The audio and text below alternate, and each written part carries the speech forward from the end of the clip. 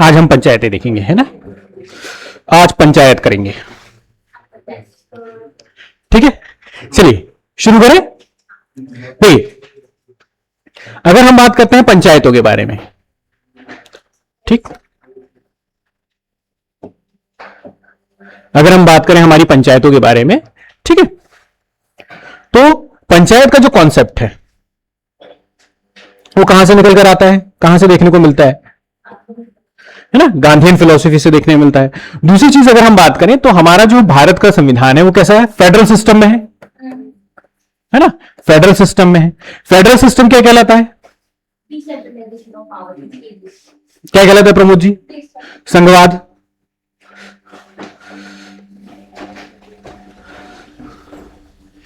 तुरंत याद होना चाहिए, तुरंत आना चाहिए, है ना, क्योंकि मैंने बताया कि एमपीपीएससी में क्या है, सिर्फ खड़ाक से आपको आंसर आना चाहिए, है ना, समय नहीं रहता वहां पर ज्यादा, ठीक है। संघवाद का ढांचा क्या कहलाता है, संघवाद का ढांचा में हम क्या कर रहे हैं, डिसेंट्रलाइजेशन ऑफ पावर, है ना, शक्तियों का विकेंद्रीकरण कर रहे हैं, है ना। शक्तियों के विकेंद्रीकरण का मतलब क्या हुआ कि हम शक्तियों को बांट रहे हैं, ठीक है। सबसे ऊपर कौन है हमारे यहां, है ना, सेंटर गवर्नमेंट, ठीक है, उसके पास कुछ पावर है, फिर उसने कुछ पावर नीचे दे दी, किसको दे दी, स्टेट गवर्नमेंट को, ठीक है। यहां तक सारी चीजें बराबर चल रही थी, लेकिन स्टेट गवर्नमेंट के बाद भी अगर हम बात करें हमारी जो लोकल गवर्नमेंट्स है उनके पास भी कुछ पावर होनी चाहिए, है ना। हमारे स्थानीय स्तर पर जैसे हमको जबलपुर का डेवलपमेंट करना है तो जबलपुर का डेवलपमेंट करने के लिए यहां पर भी कोई सरकार होनी चाहिए, हम, है ना, यहाँ के लोगों के पास कुछ पावर होनी चाहिए जिससे वो जबलपुर का डेवलपमेंट कर पाए, ठीक है। कोई गांव है, गांव का डेवलपमेंट करना है, ठीक, उसका भी, उसके पास भी कुछ पावर होनी चाहिए। तो इसके नीचे फिर क्या बनाई हमने, लोकल गवर्नमेंट्स, ठीक है। चलिए ये कॉन्सेप्ट चलता है। इसी तरह से पंचायतें बनाई, तो पंचायत में जो सब 3 स्तर की हमारे यहां पंचायतें होती है, कितने स्टेज की होती है, 3 स्टेज की होती है, 3 स्तर की होती है। कौन कौन सी, सबसे ऊपर कौन सी होती है आपकी, जिला पंचायत होती है, उसके नीचे कौन सी होती है आपकी, पंचायत समिति होती है, और सबसे नीचे काम करती है आपकी ग्राम पंचायत, है ना। अब इनको एक एक करके समझते हैं। इंग्लिश में भी यही बोलते हैं ब्लॉक पंचायत, है ना, ग्राम पंचायत को ग्राम पंचायत ही बोलेंगे, है ना, ब्लॉक, है ना, जिला को हम डिस्ट्रिक्ट पंचायत कह सकते हैं, है ना। चलिए अब ये कॉन्सेप्ट कहां से निकल कर आया है, जैसे अगर हमने बात की थी कि हमारा आर्टिकल 40, है ना, आर्टिकल कौन सा 40, अनुच्छेद 40, अनुच्छेद 40 किसके बारे में बात करता है, पंचायतों के गठन के बारे में, है ना। तो अनुच्छेद जो 40 है ना, आर्टिकल 40 कौन से पार्ट में दिया गया है, पार्ट 4 में, है ना, भाग 4 में दिया गया है। और भाग 4 इसका क्या नाम है, पार्ट 4 का नाम क्या है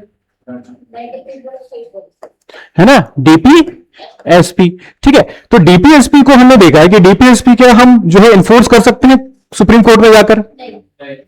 डीपीएसपी जो है पार्ट 4 में जितनी भी चीजें दी गई है उसको लागू करने के लिए हम कोर्ट में नहीं जा सकते, है ना, हम सरकार के ऊपर दबाव नहीं बना सकते कि आप इसको लागू ही करिए, इस पे काम ही करिए, है ना। तो हमने 40 में लिख दिया, इसलिए क्या हुआ, बहुत सारे लोगों ने इसके ऊपर काम नहीं किया, है ना। आर्टिकल 40 कह तो रहा है कि आप पंचायत बनाओ, लेकिन ये चूंकि डीपीएसपी में आ गया इसलिए इसके ऊपर बहुत कुछ लोगों ने काम किया, कुछ लोगों ने काम नहीं किया, है ना। चलिए पहली ये समस्या आई। अब क्या हुआ कि पंचायतों को बनाने के लिए, लोकल गवर्नमेंट में काम करने के लिए, या हम कह सकते हैं कि गांव को शक्ति देने के लिए क्या किया गया था, 2 अक्टूबर 1952 में क्या लेके आए थे, सामुदायिक विकास कार्यक्रम, है ना, जिसको हम कहते हैं कम्युनिटी डेवलपमेंट प्रोग्राम, ठीक। कम्युनिटी डेवलपमेंट प्रोग्राम जब आया, ठीक, लेकिन इसमें हम कह सकते हैं कि जैसे हमने सारी इसमें बात किस में आ गई आपकी, डीपीएसपी के अंडर में आ गई। तो डीपीएसपी के लिए काम करना और नहीं करना क्या हो जाता है, सरकार की मर्जी के ऊपर हो जाता है ना। उनको मजा आ रहा है तो करेंगे, नहीं मजा आ रहा तो नहीं करेंगे। लेकिन हुआ क्या कि सामुदायिक विकास प्रोग्राम बना तो गया, लेकिन हम कह सकते हैं एक तरह से उतना सक्सेसफुल नहीं हुआ, है ना। ये क्या हो गया, फेल होने लगा, ठीक। जब फेल होने लगा तो हमने एक समिति बनाई। कौन सी समिति बनाई, बलवंत राय मेहता समिति। बलवंत राय मेहता समिति बनी थी 16 जनवरी 1957 में, ठीक है ना। और 24 नवंबर 1957 को इसने रिपोर्ट दी थी, ठीक। तो ये डेट अपन को याद रखने की जरूरत नहीं है, बस इतना याद रखना है कि ये कब बनी थी, 1957 में ये बनी थी, बस इतना याद रखना है, ठीक है। क्यों बनी थी, क्योंकि हमने जो कम्युनिटी डेवलपमेंट प्रोग्राम बनाया था उसको देखने के लिए कि भाई वो कम्युनिटी डेवलपमेंट प्रोग्राम कितना बढ़िया काम कर रहा है और उसमें क्या क्या कमियां हैं, ठीक है। तो इन कमियों को दूर करने के लिए जो है बलवंत राय मेहता समिति बहुत इंपॉर्टेंट है, क्योंकि उसने क्या किया, उसने बताया कि हमें पंचायत बनानी पड़ेगी। ठीक है, और पंचायत कैसी बनानी पड़ेगी, आपकी जो है 3 स्टेज वाली, 3 टायर वाली, अपन को 3 टायर सिस्टम लेकर आना पड़ेगा, है ना। चलिए, तो उन्होंने कहा कि सबसे पहले तो हमको क्या करना है, सबसे पहले पावर का डिस्ट्रीब्यूशन करना पड़ेगा, और पावर का डिस्ट्रीब्यूशन करके हमें 3 टायर की क्या बनानी पड़ेगी, सिस्टम को बनाना पड़ेगा, है ना। तो सबसे पहले 3 टायर स्टेज के बारे में या 3 टायर सिस्टम के बारे में किसने बताया हमको, बलवंत राय मेहता ने बताया। ठीक है ना। तो बलवंत राय मेहता ने कहा कि 3 स्तर पर अपन बनाएंगे, ग्राम पंचायत बनाएंगे, ब्लॉक पंचायत बनाएंगे और जिला पंचायत बनाएंगे। ठीक है ना। हिंदी में और इंग्लिश में दोनों में ही जगह आपको यही नाम चलते हैं ज्यादातर, है ना, ग्राम पंचायत, जिला पंचायत और आपके ब्लॉक पंचायत, है ना। चलिए बढ़े आगे।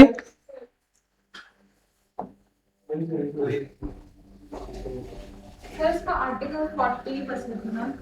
हाँ, आर्टिकल 40 लिखना है, प्लस ये पूरी सारी चीजें लिखनी है ना। ये वाला जो है, ये वाला नहीं भी लिखोगे तो चलेगा, ठीक, क्योंकि उन्होंने कहा कि जब हम ग्राम पंचायत, जिला पंचायत और ये सारी चीजें बनाएंगे तो इनको इलेक्शन के हिसाब से बनाना है ना, लोग इलेक्ट करेंगे इनके मेंबर्स को। ठीक, ये बात भी उन्होंने कही थी, है ना। तो इसमें सिर्फ इतना लिख देना है कि उन्होंने जो है डायरेक्ट इलेक्शन की बात करी थी।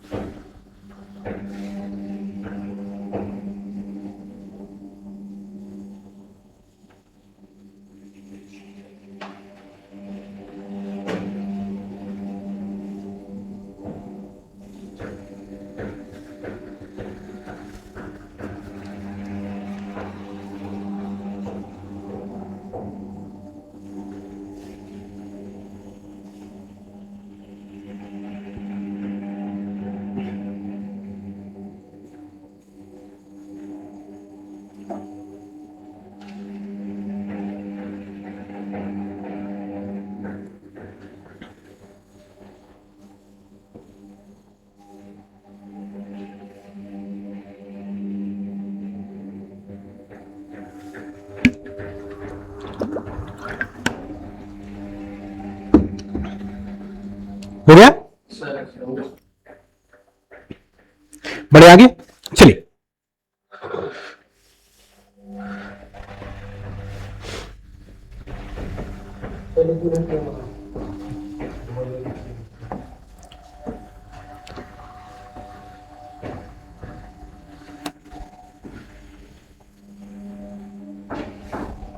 पंचायत समिति, ब्लॉक पंचायत तो क्या वो है?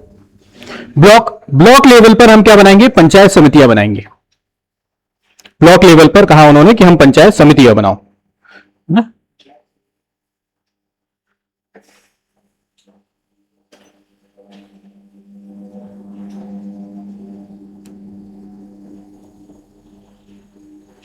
ठीक है।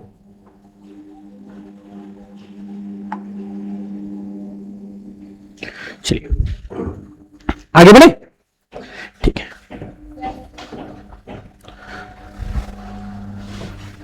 और मेहता साहब की बात सुन के सरकार को मजा आ गया, है ना। सरकार में 1956-7 की हम बात कर रहे हैं, तो उस समय कौन हुआ करेंगे केंद्र सरकार पे, नेहरू जी थे, है ना। तो उनको बड़ा मजा आया कि हाँ यार, पंचायतों के लिए अपन को कुछ करना चाहिए। ठीक है, तो इन सारी चीजों को लेकर क्या किया गया, जो मेहता साहब ने मेहता समिति ने जो रिकमेंडेशन किया उसको राष्ट्रीय विकास परिषद ने क्या कर लिया, स्वीकार कर लिया, कि कहा कि ये सारी बातें आपकी बहुत बढ़िया हैं, हम इसको स्वीकार करते हैं और उसके ऊपर अपन काम करेंगे। ठीक है, इसके लिए फिर क्या हुआ, इस पे काम करने के लिए 2 सितंबर 1959 को, ठीक है, राजस्थान की विधानसभा ने क्या किया, पंचायत अधिनियम पारित कर दिया, है ना। पंचायत को लेकर उन्होंने एक्ट बनाना चालू कर दिया, क्योंकि अभी भी केंद्र सरकार नहीं बना रही है उस, है ना। ये सारा काम किसके ऊपर छोड़ दिया गया, स्टेट्स के ऊपर छोड़ दिया गया। ठीक है, और अभी भी ये किसके अंडर में है, आपके आर्टिकल 40 के अंडर में चल रहा है ना। अभी हम कह सकते हैं कि अमेंडमेंट नहीं हुआ है कॉन्स्टिट्यूशन में, अभी अमेंडमेंट करके अलग से अपन ने पंचायत नहीं डाला, है ना। आर्टिकल 40 के अंदर में चल रहा है, यानी कि सबके अपने मन की मर्जी चल रही है। ठीक है, करना है करो, नहीं करना नहीं करो।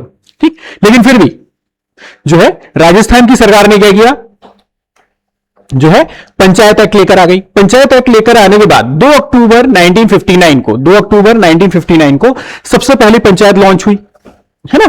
कहां पर, राजस्थान के नागौर में, है ना। तो हमारे लिए काम का बस कितना है कि 2 अक्टूबर 1959 को सबसे पहले पंचायत कहां आई, राजस्थान के नागौर में आई। ठीक है, और उसको कौन लेकर आए, नेहरू जी लेकर आए, है ना। ये हमारे लिए बस इतना काम का है। ठीक है, आगे बढ़े।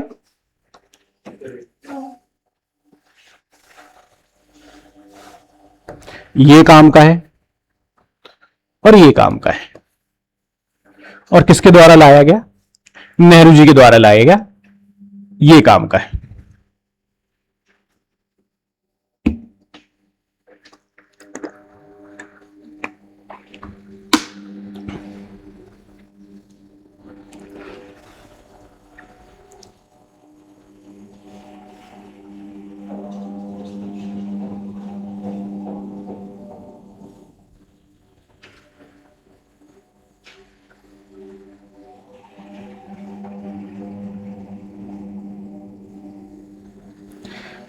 ठीक है,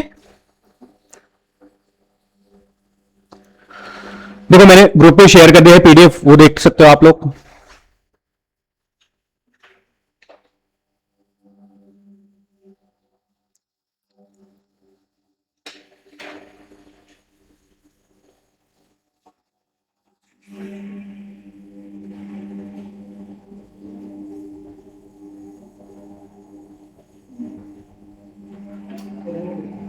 हो गया, चलिए।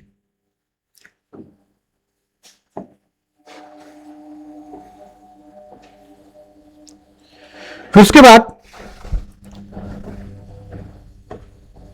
77 78, है ना, डेट याद नहीं रखेंगे, 77 78 के लगभग फिर से हमने एक और मेहता साहब को बुलाया। कौन से मेहता थे इस बार, अशोक मेहता, है ना। पहले थे बलवंत राय मेहता, फिर उसके बाद एक और मेहता साहब आए, कौन से, अशोक मेहता साहब, है ना। तो अशोक मेहता साहब से बोला गया कि फिर से आप जो है पंचायतों को और अपन कैसे मजबूत करें, है ना, उनको और कैसे हम ताकतवर बनाए, स्ट्रेंथन करें उनका। तो इसके लिए आप फिर से हमें बताइए। तो उन्होंने कहा कि देखो क्या करो, ये जो 3 स्टेज वाली है ना, 3 स्टेज वाली खत्म करके आप 2 स्टेज वाली बनाओ। ग्राम लेवल पर नहीं बनाओ, सीधा ब्लॉक लेवल पर बनाओ और पंचायत लेवल पर बनाओ। ठीक है, इसी के साथ साथ उन्होंने कहा कि इसका अपन को क्या करना चाहिए, लेखा परीक्षण करना चाहिए, यानी रेगुलर सोशल ऑडिट होना चाहिए। ठीक है ना, रेगुलरली इनका ऑडिट होना चाहिए कि आखिर ये जो पंचायतों में पैसा खर्च किया जा रहा है या ये जो खर्चा कर रहे हैं, ठीक है, वो कहां पैसा जा रहा है। तो उनके ऊपर एक, हम कह सकते हैं एक दबाव बनेगा, वो सही सही पैसा खर्चा करेंगे।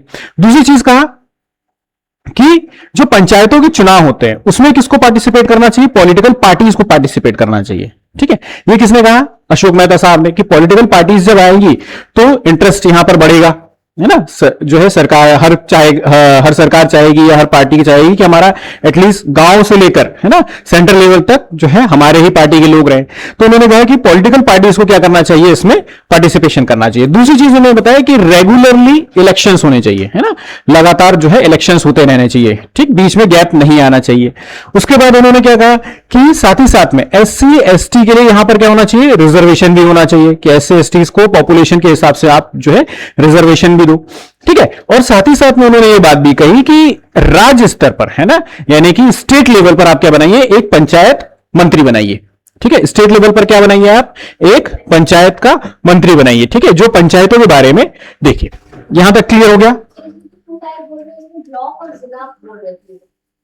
और जिला, तो वही मैं बोल रहा हूं, ग्राम वाला खत्म कर दिया उन्होंने, है ना। उन्होंने ग्राम लेवल पर नहीं बनाओ, ब्लॉक लेवल पर बनाओ और सीधा आप जो है जिला लेवल पर बनाओ। ठीक है, चलिए यहां तक क्लियर हो गया।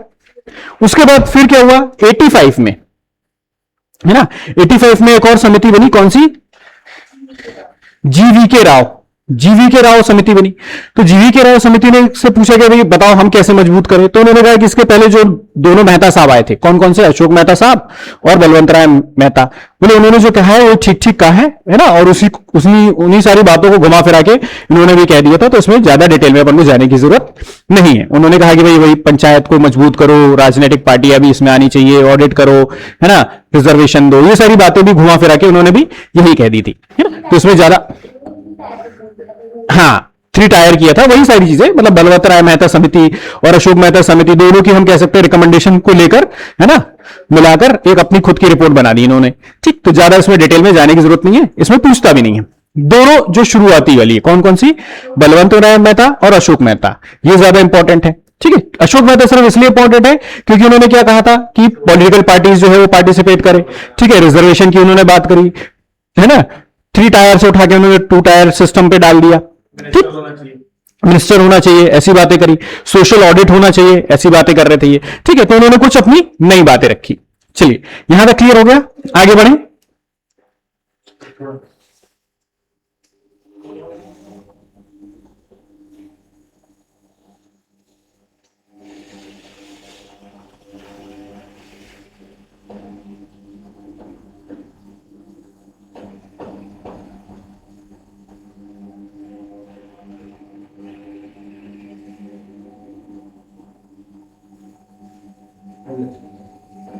हो गया। तो ये कमेटी जो बनी थी कौन बना रहा था, केंद्र सरकार।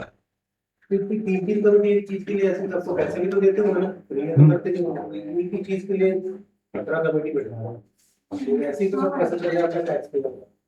कमिटीज इतनी सारी बनी है ना कि उनके लिए भी एक कमेटी बना सकते हो, ये कितनी कमेटी बनी है देख लेंगे, एक कमेटी बना सकते हैं। ठीक है, चलिए बढ़े आगे।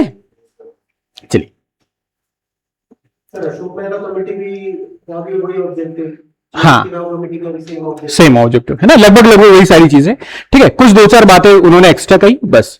ठीक है, फिर उसके बाद हम आते हैं किसमें, एमएल सिंघवी, है ना।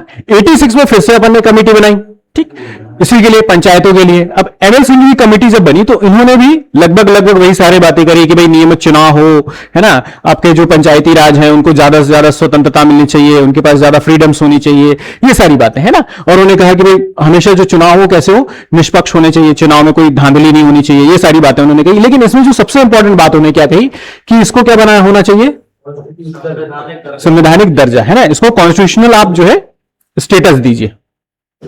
ठीक है, तो इसमें बस इतना ही लिख लेना। एमएल सिंघवी ने क्या कहा, कॉन्स्टिट्यूशनल स्टेटस की बात करी। ठीक है, तो कॉन्स्टिट्यूशनल जब स्टेटस की बात करी, ठीक, तो फिर से अपन को समिति बनानी पड़ेगी, है ना, कि कॉन्स्टिट्यूशनल स्टेटस अगर अपन को देना है तो कैसे देंगे, तो फिर से समिति बनी। कौन सी समिति बनी, पीके थुंगन समिति बनी। तो पीके थुंगन समिति 1988 में बनी, है ना। 86 में उन्होंने कहा कॉन्स्टिट्यूशनल स्टेटस दे दो, अब कैसे देंगे उसके लिए फिर से समिति बनाई गई, है ना। अब इसको जब समिति बनाई गई कॉन्स्टिट्यूशनल स्टेटस देने के लिए, उस समय सरकार कौन सी आ गई आपकी, कमेटी ने भी यही बोला कि कॉन्स्टिट्यूशनल स्टेटस दे दो। हाँ, देखो सिंघवी समिति ने कहा कि कॉन्स्टिट्यूशनल स्टेटस दे दो, लेकिन देंगे कैसे, है ना, कैसे दे दे अपन, उसके लिए फिर से समिति बनाई नहीं पड़ी कि कैसे दे दे कॉन्स्टिट्यूशन में। वो कौन सी समिति है, ये पीके थुंगन, है ना। तो ऑलरेडी यूपीएस सॉरी एमपीपीएससी में ये प्रश्न पूछ लिया है, किसके लिए, सिंघवी समिति के लिए, है ना, कि किस समिति ने रिकमेंड किया था कि आपको जो है पंचायतों को क्या देना चाहिए, कॉन्स्टिट्यूशनल स्टेटस देना चाहिए, है ना। इसके लिए ऑलरेडी पूछ लिया गया था, है ना। सिंघवी लिखना, हाँ, अपन को लिखना है सिंघवी समिति। सबसे पहले किसने कहा था, सबसे पहले किसने कहा, सिंघवी साहब ने कहा कि इसको कॉन्स्टिट्यूशनल स्टेटस दे देना चाहिए। अब कॉन्स्टिट्यूशनल स्टेटस कैसे देंगे, कौन से प्रोसेस हमारे पास होने चाहिए, कहां पर अमेंडमेंट कर दे अपन, ठीक है, क्या क्या पावर दे दें उसमें, संविधान में अमन को कहां पर उसको डालना चाहिए, ठीक है। उसके लिए फिर अलग से समिति बनी, मतलब कॉन्स्टिट्यूशनल स्टेटस देने के लिए उसका मतलब कॉन्स्टिट्यूशन में उसको अपन कहां पर रखें, उसके लिए कौन सी समिति बनी, थुंगन समिति बनी। ठीक है, कि संविधान में उसको कहां स्थान दें हम, है ना, संविधान में उसको हम कहां पे रखें। ठीक, इसके लिए जो है कौन सी समिति बनी आपकी, पीके थुंगन समिति बनी। तो जब भी आपसे ये प्रश्न पूछे कि कॉन्स्टिट्यूशनल स्टेटस देने की बात किसने करी थी, तो देने की बात करी थी सिंघवी साहब ने, और उसका प्रोसेस क्या होना चाहिए, कहां होना चाहिए, कैसे होना चाहिए, इसके लिए बनी थी आपकी थुंगन समिति। ठीक है, थुंगन समिति ने जब कहा कि यहां पे रख दो भाई, है ना, कॉन्स्टिट्यूशन अमेंडमेंट कर दो, ऐसा कर दो, वैसा कर दो, तो उसके बेस पर फिर कौन आ गई आपकी, नेहरू जी की, सॉरी राजीव गांधी जी की सरकार आई, है ना। राजीव गांधी जी की सरकार आई और उन्होंने क्या किया, 64वां संविधान संशोधन किया। ठीक, 64वां संविधान संशोधन करने का प्रयास किया, लेकिन यह संविधान संशोधन कहां पे फेल हो गया, आपके राज्यसभा में जाकर फेल हो गया। ठीक है ना। उसके बाद फिर से अपन ने एक समिति बनाई, गडगिल समिति। ठीक है, ये इतनी इंपॉर्टेंट नहीं है, ठीक है, इसको नहीं भी लिखेंगे तो चलेगा। ठीक है, इसमें भी उतना इंपॉर्टेंट नहीं है, इसको याद रखना है। बताइए ना, 5 साल के लिए कार्यकाल रहेगा और 3 ईयर सिस्टम रहेगा किसमें, गाड़ियल वालों में, वो तो पहले भी कहा था ना, 3 ईयर सिस्टम 5 साल, हाँ उसमें नहीं जाना है। गाडगिल देखो, इसकी मानी गई थी ना, मतलब ये कमेटी ने जो बोला 5 साल तो 5 साल का रहेगा। वो तो आगे चल के है, यहां से नहीं पूछेगा, वो यहां से नहीं पूछेगा कि समिति ने 5 साल की बात करी, क्योंकि ऑलरेडी कॉन्स्टिट्यूशन अपॉइंट कर अपन ने 5 साल डाल ही दिए है। ठीक है, वो बेसिकली कहां से प्रश्न पूछा है उसने कि सबसे पहले कॉन्स्टिट्यूशन स्टेटस देने की बात किसने करी। ठीक है, सिंघवी समिति ने, जब उसने ये एक नई बात करी कि कॉन्स्टिट्यूशन में एक अमेंडमेंट करके डाल दिया जाए। क्यों, क्योंकि अभी तक सब किसके हिसाब से चल रहा है, डीपीएसपी के हिसाब से चल रहा है। तो डीपीएसपी के हिसाब से हर व्यक्ति जो है अपने फ्री विल के हिसाब से काम कर रहा है, उसको लग रहा है कि पंचायत बनाओ तो वो बना रहा है। कुछ सरकारें ऐसा लग रही है कि यार हम क्यों जबरदस्ती पंचायत को ही पंचायत बनाना, वो सारी चीजें करना, उसमें पैसा खर्चा होगा सर, है ना। स्टेट गवर्नमेंट कह रही है हमारे पास इतना पैसा नहीं है, तो जिन स्टेट गवर्नमेंट को लग रहा है कि पंचायतों को हमारे पास इतना पैसा नहीं है और इस मगजमारी में हमें नहीं जाना है, सारा पावर हम अपने ही पास रखेंगे, चाहे तुम्हारे गांव का काम करना हो या शहर का काम करना हो, सारा काम कौन करेगा, स्टेट गवर्नमेंट करेगी। ठीक है, तो उन्होंने अपने यहां पंचायत सिस्टम नहीं लेकर आया। ठीक, तो कमेटी है उसको हम ये लिखेंगे कि मतलब रिकमेंडेड कॉन्स्टिट्यूशन है ना, यही लिख लो, प्रोसेस कर दो, है ना।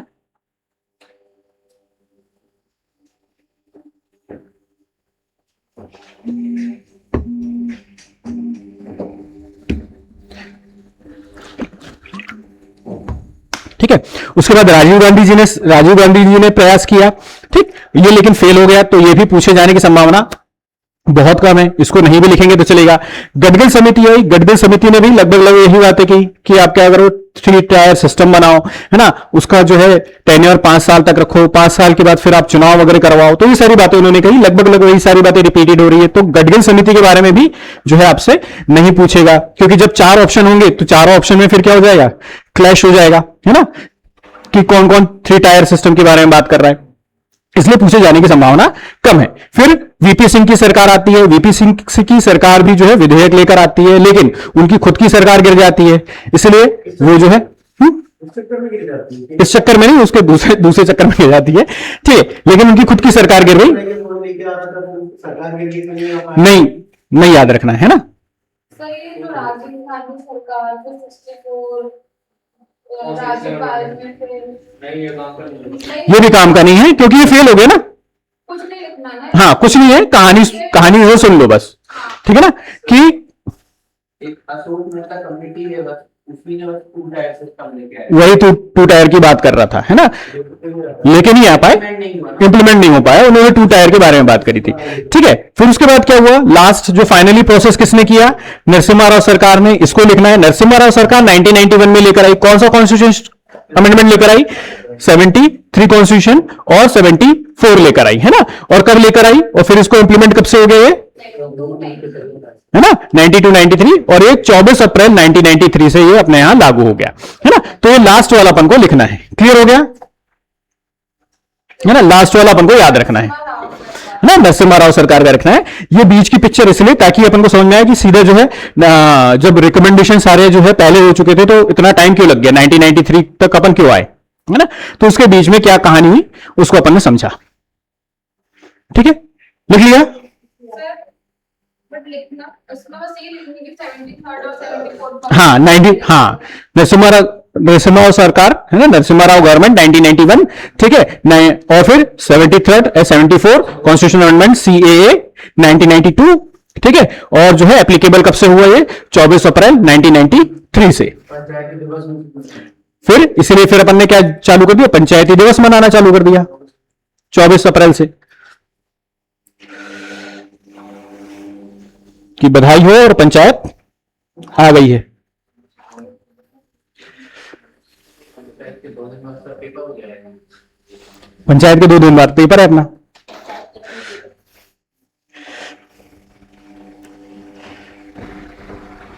ठीक है, बढ़े आगे, बढ़े। 74 वाला है ना 1973 वाला। हाँ, 73 74 दोनों ही लिख लेना यहां पर, क्योंकि 74 आगे आगे चल के अपन देखेंगे, वो बहुत बड़ा नहीं है, छोटे छोटा अपन देखेंगे, उतना ही देखेंगे जितना प्रीलिम्स में अपने काम का है ना, डिटेल में नहीं जाएंगे इसकी। चलिए फिर 73rd जो है कॉन्स्टिट्यूशन अमेंडमेंट अपन ने कर दिया। ठीक है, अब इसमें क्या क्या बातें की अपन ने, क्या किया कॉन्स्टिट्यूशन अमेंडमेंट करके, सबसे पहले क्या किया, जो है पार्ट, एक नया पार्ट जोड़ा, पार्ट 9। कौन सा पार्ट जोड़ा अपन ने, पार्ट 9, एक नया भाग जोड़ दिया हमारे कॉन्स्टिट्यूशन में। और आर्टिकल 43 से 43O तक इसमें अपन ने डाले, सिर्फ और सिर्फ किसके लिए, पंचायतों के लिए। कहां से कहां तक, 243 से 243O तक हमने जो है कॉन्स्टिट्यूशन में जो है आर्टिकल्स डाले। ठीक है, उसके बाद अब हमें जो है पंचायतों को पावर्स भी देना था कि पंचायत आखिर किस सब्जेक्ट्स पर काम करेंगे, है ना। पंचायतों तो हमने बना दी, ठीक है, उनका क्या क्या काम है, ठीक, वो सारी चीजें भी हमने आर्टिकल्स में डाल दी, लेकिन उसके सब्जेक्ट्स भी मायने रखते हैं कि किस सब्जेक्ट पर वो काम करेंगे। ठीक है, क्या सड़क पर काम कर सकते हैं, क्या वो टैक्स लगाने पर काम कर सकते हैं, क्या क्या कर सकते हैं, क्या क्या नहीं कर सकते। तो उसके लिए अपन को क्या चाहिए, एक शेड्यूल भी चाहिए, है ना, कि किस शेड्यूल के तहत वो काम करेंगे। तो हमने कौन सा शेड्यूल इंट्रोड्यूस किया, 11th शेड्यूल इंट्रोड्यूस किया, किसके लिए, 9th शेड्यूल है ना, 9th पार्ट है। ठीक है, पार्ट अलग होता है, शेड्यूल अलग होता है ना। कॉन्स्टिट्यूशन में एक नया भाग जोड़ दिया गया 9वां, ठीक है, और शेड्यूल बना दिया गया कौन सा, 11वां। ठीक है, शेड्यूल 10 में क्या है ना, दल बदल था। फिर 11वें में अपन ने क्या ले आई, पंचायत ले आए, ठीक है ना, 11वें पंचायत ले आए, और उसमें लगभग कितने सब्जेक्ट दे दिए अपन ने उसको, 29 सब्जेक्ट दे दिए गए कि इस 29 सब्जेक्ट पे कौन काम करेगा, पंचायतें काम करेंगी, है ना। क्लियर हुआ, ठीक है। अब इसी के साथ साथ जब ये कॉन्स्टिट्यूशन अमेंडमेंट किया तो हमने 2 बातें दी, किसको, स्टेट गवर्नमेंट को। एक कौन सी थी, मैंडेटरी, और दूसरी नॉन मैंडेटरी। मैंडेटरी मतलब इसको तो करना ही करना है, कॉन्स्टिट्यूशन अमेंडमेंट में करके हमने कॉन्स्टिट्यूशन में डाल दिया है, इसके हिसाब से तो आपको काम करना ही करना है। क्योंकि अभी तक क्या चल रहा था, अपनी मनमर्जी चल रही थी सारे राज्यों की, स्टेट्स की, ठीक है, कुछ कर रहे थे कुछ नहीं कर रहे थे, लेकिन कुछ बना दिया क्या, मैंडेटरी, है ना। इसको मैंडेटरी करने के लिए अपन ने कॉन्स्टिट्यूशन अमेंडमेंट करना पड़ा, है ना, नहीं तो 40 में तो लिखा है पंचायत बनाओ, लेकिन चूंकि वो डीपीएसपी का भाग था इसलिए कुछ बना रहे थे कुछ नहीं बना रहे थे, तो अपन ने इसको 2 पार्ट दे दिए, मैंडेटरी और नॉन मैंडेटरी। आगे बढ़े, चलिए अब मैंडेटरी में ये सारी चीजें थी जो क्या थी, बहुत ही जरूरी, और ये आपको करना आवश्यक था, है ना। क्या क्या करना जरूरी था, पहली चीज आपको क्या बनानी है, ग्राम सभा बनानी ही बनानी है ना, गांव में ग्राम सभा बनानी ही बनानी है। आप ये कहोगे, नहीं कह सकते कि नहीं बनानी है। उसके बाद आपको 3 टायर सिस्टम जो है वो लेकर आना ही आना है, ठीक है। कौन कौन से लेवल पर लेके आओगे, ब्लॉक लेवल पर, ठीक है, विलेज लेवल पर और डिस्ट्रिक्ट लेवल पर, है ना, विलेज, ब्लॉक और डिस्ट्रिक्ट लेवल पर आप ये 3 टायर लेकर आओगे। उसके बाद ऑलमोस्ट, है ना, यहां देखना लगभग ऑल नहीं लिखा है ना, लगभग जो है ना, जो है उन सभी पोस्टों पर, है ना, और सभी लेवल्स पर आपको क्या करना है, डायरेक्ट इलेक्शन लेकर आना है, ठीक। लगभग सभी पोस्टों पर है, जरूरी है सभी नहीं लिखा है, लगभग सभी पोस्टों पर, क्योंकि कुछ पोस्ट ऐसी होंगी जहां पर डायरेक्ट इलेक्शन नहीं होगा, है ना। चलिए फिर उसके बाद मिनिमम एज डिसाइड कर दी गई। मिनिमम एज कितनी कर दी गई, 21, कि 21 जो है अगर आप 21 साल के हैं तो आप पंचायत के चुनाव लड़ सकते हो। फिर उसके बाद क्या कह रहा है कि जो हम ब्लॉक लेवल पर बात करते हैं और जिला लेवल पर बात करते हैं, तो उसमें जो अध्यक्ष होगा, उसमें जो चेयरपर्सन होगा, उसको हम कैसे इलेक्ट करेंगे? इनडायरेक्ट इलेक्ट करेंगे। ठीक है ना? कैसे इलेक्ट करेंगे? इनडायरेक्ट इलेक्ट करेंगे। इनडायरेक्ट इलेक्ट करने का मतलब क्या होगा? पहले हम जो लोग elect करेंगे वो है ना, प्रधानमंत्री जैसा कि सारे सदस्य इलेक्ट हो गए, फिर आपस में ही इलेक्शन करके भाई इसको चेयरमैन बना देते हैं अपन, तो वो क्या हो गया? इनडायरेक्टली हो गया। मतलब चेयरमैन के लिए यहां पर डायरेक्ट जनता वोट नहीं कर रही है। जनता किसके लिए कर रही है? मेंबर्स के लिए कर रही है। हाँ, वो कौन डिसाइड करता है? सब इसी आर्टिकल्स में दिया गया है ना? ठीक है, 243 से 243 ओ के बीच में सारे दिए गए हैं। ठीक है, और जनरली जो है आपके, हम कह सकते हैं कि राज्य भी क्या करता है, फिर अपने अपने लेवल पर पंचायतों के लिए अधिनियम बनाता है, एक्ट्स बनाता है, उसके आधार पर फिर उनकी सैलरी और सारे वेजेस डिसाइड होते हैं। ठीक है ना? जो पंचायत है उसको कितना मतलब ईयरली कितना मिलता होगा उनको पैसा, पैसा? हाँ, उसके लिए कमीशन बनता है। अपन कहीं भी कितना अप्रॉक्स मतलब कितना मिलता वो होगा? वो स्टेट के ऊपर डिपेंड करता है ना। अब जैसे रिच स्टेट है, पैसे वाला स्टेट है, तो उसके पास ज्यादा पैसा है तो वो ज्यादा डिस्ट्रीब्यूट करेगा। गरीब स्टेट है तो कम डिस्ट्रीब्यूट करेगा पंचायतों को। बट फिर भी अप्रॉक्स मिनिमम कितना लेते हैं? ऐसा कुछ क्राइटेरिया नहीं कि मिनिमम मैक्सिमम का, ऐसा कुछ क्राइटेरिया नहीं है ना। ये इसके लिए क्या बनाया जाता है? फाइनेंस स्टेट लेवल पर फाइनेंस कमीशन बनाया जाता है। स्टेट लेवल पर फाइनेंस कमीशन बनता है और वो क्या करता है? रिकमेंड करता है कि इतना परसेंट जो है स्टेट गवर्नमेंट रखेगी और इतना परसेंट जो है लोकल गवर्नमेंट के लिए डिस्ट्रीब्यूट करेगी। तो जैसे अभी मतलब हम लोग का असाइनमेंट किया था, हम लोग को ऐसे गांव वगैरह में आगे तो मैंने पूछा तो कह रहे थे कि 25 से 30 लाख मिलते हैं। तो डिपेंड करता है कितना बड़ा गांव है, क्या population गांव है ना, गांव है ना, गांव कहाँ सिचुएटेड है, कैसा है। अब जैसे भेड़ाघाट गांव है ना, तो भेड़ाघाट अगर गांव की या भेड़ाघाट पंचायत की बात करें तो हमारे यहाँ, के पास नहीं था वो गांव हाँ के है ना, तो भेड़ाघाट भी क्या है? पंचायत लगती है अभी भी, है ना शायद, है ना। तो भेड़ाघाट पंचायत कैसा एक प्रकार से टूरिज्म स्पॉट हो गया। लोग बहुत ज्यादा जा रहे हैं, बहुत ज्यादा आ रहे हैं, तो उसकी इनकम ज्यादा हो जाएगी, वो अपने आप को अच्छा डेवलप कर सकता है। लेकिन कोई ऐसा गांव एकदम सूखा दीनहीन टाइप का, ठीक है, वहां पर कोई आ नहीं रहा, वहां से लोग जो है छोड़ छोड़ कर दूसरी जगह जा रहे हैं, तो वहां का जो है हम कह सकते हैं कि उसके पास उतना पैसा नहीं होगा, फाइनेंशियल वो क्या हो जाएगा? वीक हो जाएगा, है ना। तो डिपेंड करता है वो कहां सिचुएटेड है। ठीक है, स्टेट की कंडीशंस क्या है, स्टेट ही गरीब है तो कहां से देगा, है ना। जैसे अब झारखंड की बात करें, बिहार की बात करें, तो उनके पास जो है उतना पैसा नहीं है स्टेट के पास।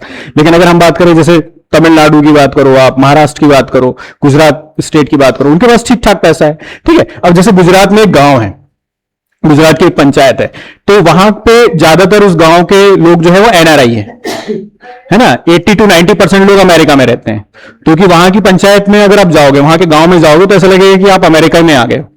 ठीक है, उनके घर बढ़िया शानदार बने हुए हैं, शानदार सड़कें बने हुए, हाँ ठीक है, शानदार सड़कें बनी हुई है, वाईफाई लगे हुए, सीसीटीवी सॉरी कैमरेज वगैरह लगे हुए हैं। ठीक है, स्पीकर्स लगा हुआ है, तो पंचायत की जब भी मीटिंग्स वगैरह होती है तो वहां से स्पीकर में अनाउंस हो जाता है। तो ये सारे सिस्टम है ना। ये डिपेंड करता है कि गांव कैसा है। चलिए आगे बढ़ते हैं। ठीक है, उसी के साथ साथ इसमें क्या कहा गया? रिजर्वेशन की बात करी। किसके लिए रिजर्वेशन? SC STs के लिए रिजर्वेशन। ठीक है, और साथ ही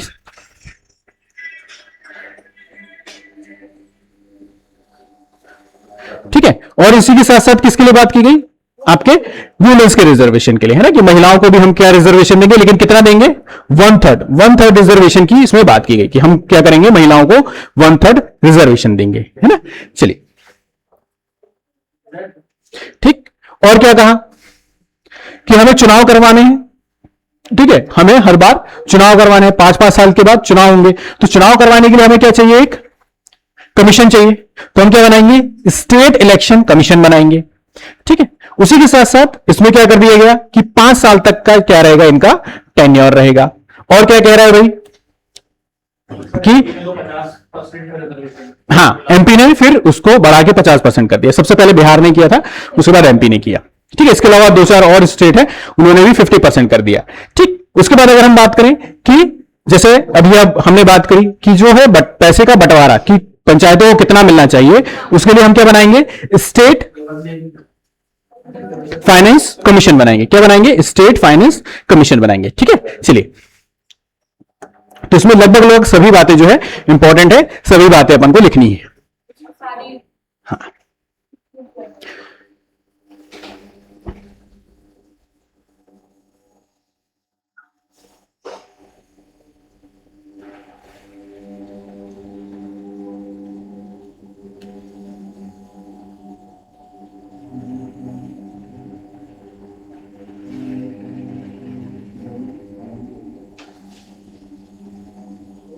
आप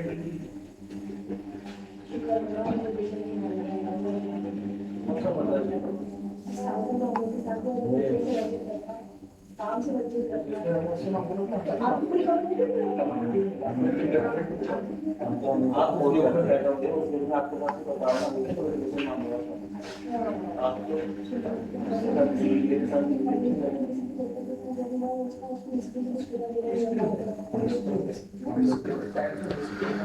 क्लियर, लिख लिया?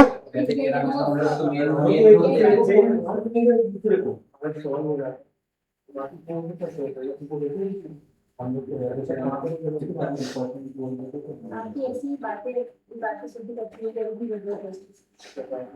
यहाँ बैठ सब कर रहे हैं। Good point. आपस में बैठे उसके बाद गुड पॉइंट। आप कौन सा दूसरा होगा सर इसका? नीचे बैठ। देखो एक के शोषण से हम सबको कंपेयर नहीं कर सकते ना, हम तो पूरी कम्युनिटी की बात कर रहे हैं ना, कंपेयर नहीं कर सकते, हम कम्युनिटी की डेवलपमेंट की बात कर रहे हैं, हर जगह डेवलपमेंट की तरह सब जगह रिक्वायरमेंट है नहीं कर सकते। है ना। चलिए, क्रीमी लेयर लागू करना चाहिए। ईडब्ल्यूएस बस लागू होना चाहिए बस नो रिजर्वेशन सब रिजर्व। ईडब्ल्यूएस ना कोई एससी ना कोई एससी ना कोई ओबीसी ना कोई महिला ना कोई कुछ आज सब सक्षम है सर, सब लोग सक्षम है आज के जमाने में। आपको सर आप धारावी में जाके देखोगे ना, वहां पे झोपड़ी के अंदर आप घुसोगे, पूरी नाली बाहर इतनी गंदी, बहुत सारे वहां पे, मतलब वो एक ऐसा है कि सेसपूल है एकदम बीमारियों का। घर के अंदर जाके देखोगे ना तो झोपड़ी में एसी भी लगा हुआ है, डिश टीवी भी लगा हुआ है और एलसीडी भी लगे हुए हैं। एसी लगा इसमें ये थोड़ी ना कि जरूरत नहीं है। मैं ये बोल रहा हूँ कि सक्षम है बोलो, ये मिनिमम भाई वो लोग रिक्वायरमेंट को सुनो होती है। सुनो, मिनिमम रिक्वायरमेंट नहीं होती है, minimum नहीं होती। चलो पहले इसको लिख लो, उसके ऊपर डिस्कस और करें। सर सबसे बड़ी चीज क्या पता है, उन लोग को इतनी बार दूसरे जगह पे फ्लैट शिफ्ट के मिलते हैं, हाँ। फ्लैट को रेंट पे चढ़ा देते हैं, हाँ। रहते झोपड़ी में ही, फिर दूसरा फ्लैट ले लेते हैं। क्यों कोई सामने वाला आके इनके लिए फिर हाँ, डेवलपमेंट क्यों करेगा? करेगा? क्या बेसिक जरूरत है, इसका मतलब ये है कि बेसिक रिक्वायरमेंट का ये मतलब बेसिक नहीं होता कि रिक्वायरमेंट अकल जो बुद्धि वाला है उसको स्वास्थ्य के लिए दे दिया जाए। नहीं और कई लोगों को होती है सब होते हैं। ये देखिए, ये इसका ये मतलब जरूरत नहीं है ऐसा नहीं बोल रहे, अपन भी बिना इसी के पढ़ रहे हैं ना भाई। तो आप लोग इसी एग्जाम के लिए तैयारी कर रहे हो, है ना, बाद में आगे चल के ये सारी चीजें क्यों हो रही है? भ्रष्टाचार के कारण, है ना, भ्रष्टाचार के कारण। क्योंकि जैसे अगर हम बात करें, जो विधायक और सांसद है उनके पास भी गरीबी रेखा कार्ड है। खून में हरामखोरी मिल गई। देखो क्या है कि ये भ्रष्टाचार होता है ना, तो भ्रष्टाचार को इसको कम करना है। ठीक है, घर में सारी रही है, फ्लैट का रेंट है, फ्लैट जो दिया जा रहा है उसको रेंट पे चढ़ा दे रहे हैं, उसको क्या बोलते तो सरकार क्यों करेगी? फिर सरकार ने करना बंद कर देना चाहिए। कौन सी करती है? क्योंकि वोट बैंक है ना वहाँ पर। हाँ, वोट बैंक भी है। और देखो क्या होता है, इसको हम लीकेज कह सकते हैं कि भाई जो सही व्यक्ति है, सरकार उनकी सीधी कर रही है। सरकार उनकी सीधी कर रही है, पर जनता भी सीधी थोड़ी ना है। देखो इसको फ्लैट मिलेगा उसके बाद उसको रेंट पे चढ़ा दो, रहने के लिए मिला। शांत शांत शांत। ऐसा नहीं होता, उसको झोपड़ी खाली करने के लिए, वहां पे रहने के लिए जगह दी गई थी, उसकी इनकम मांगने के लिए नहीं दी गई थी। फ्लैट मिला तो सरकार देगा।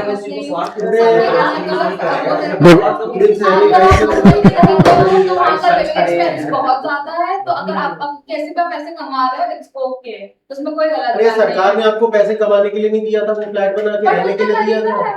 ऐसा नहीं होता, फिर उसके बाद चलिए देखिए, दूसरा फ्लैट ले लेते हैं वो लोग। सुनिए देखो, अरे तुम्हें पता ही नहीं।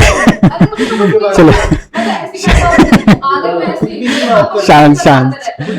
अरे भाई अपना मुद्दा अपन कहां से कहां पहुंचे भाई। देखो शांत शांत, देखो कूल भाई, देखो एसी चालू कराओ भाई। शांत शांत। अरे ठीक है अरे अपने अपन यहाँ चलो मैं हूँ सही, ये जो एटीट्यूड है तो यही गलत है। ऐसा कुछ नहीं। अरे ठीक है, चलो पर्सनल पे बता, पर्सनल पे पर्सनल पे बता। नहीं, पर्सनल पे। अरे चलो भाई, बोला था ना मैं मजाक कर रहा हूँ, मजाक ही कर रहा हूँ, पर्सनल नहीं कर रहा। अरे चलो बस हो गया, बस है ना।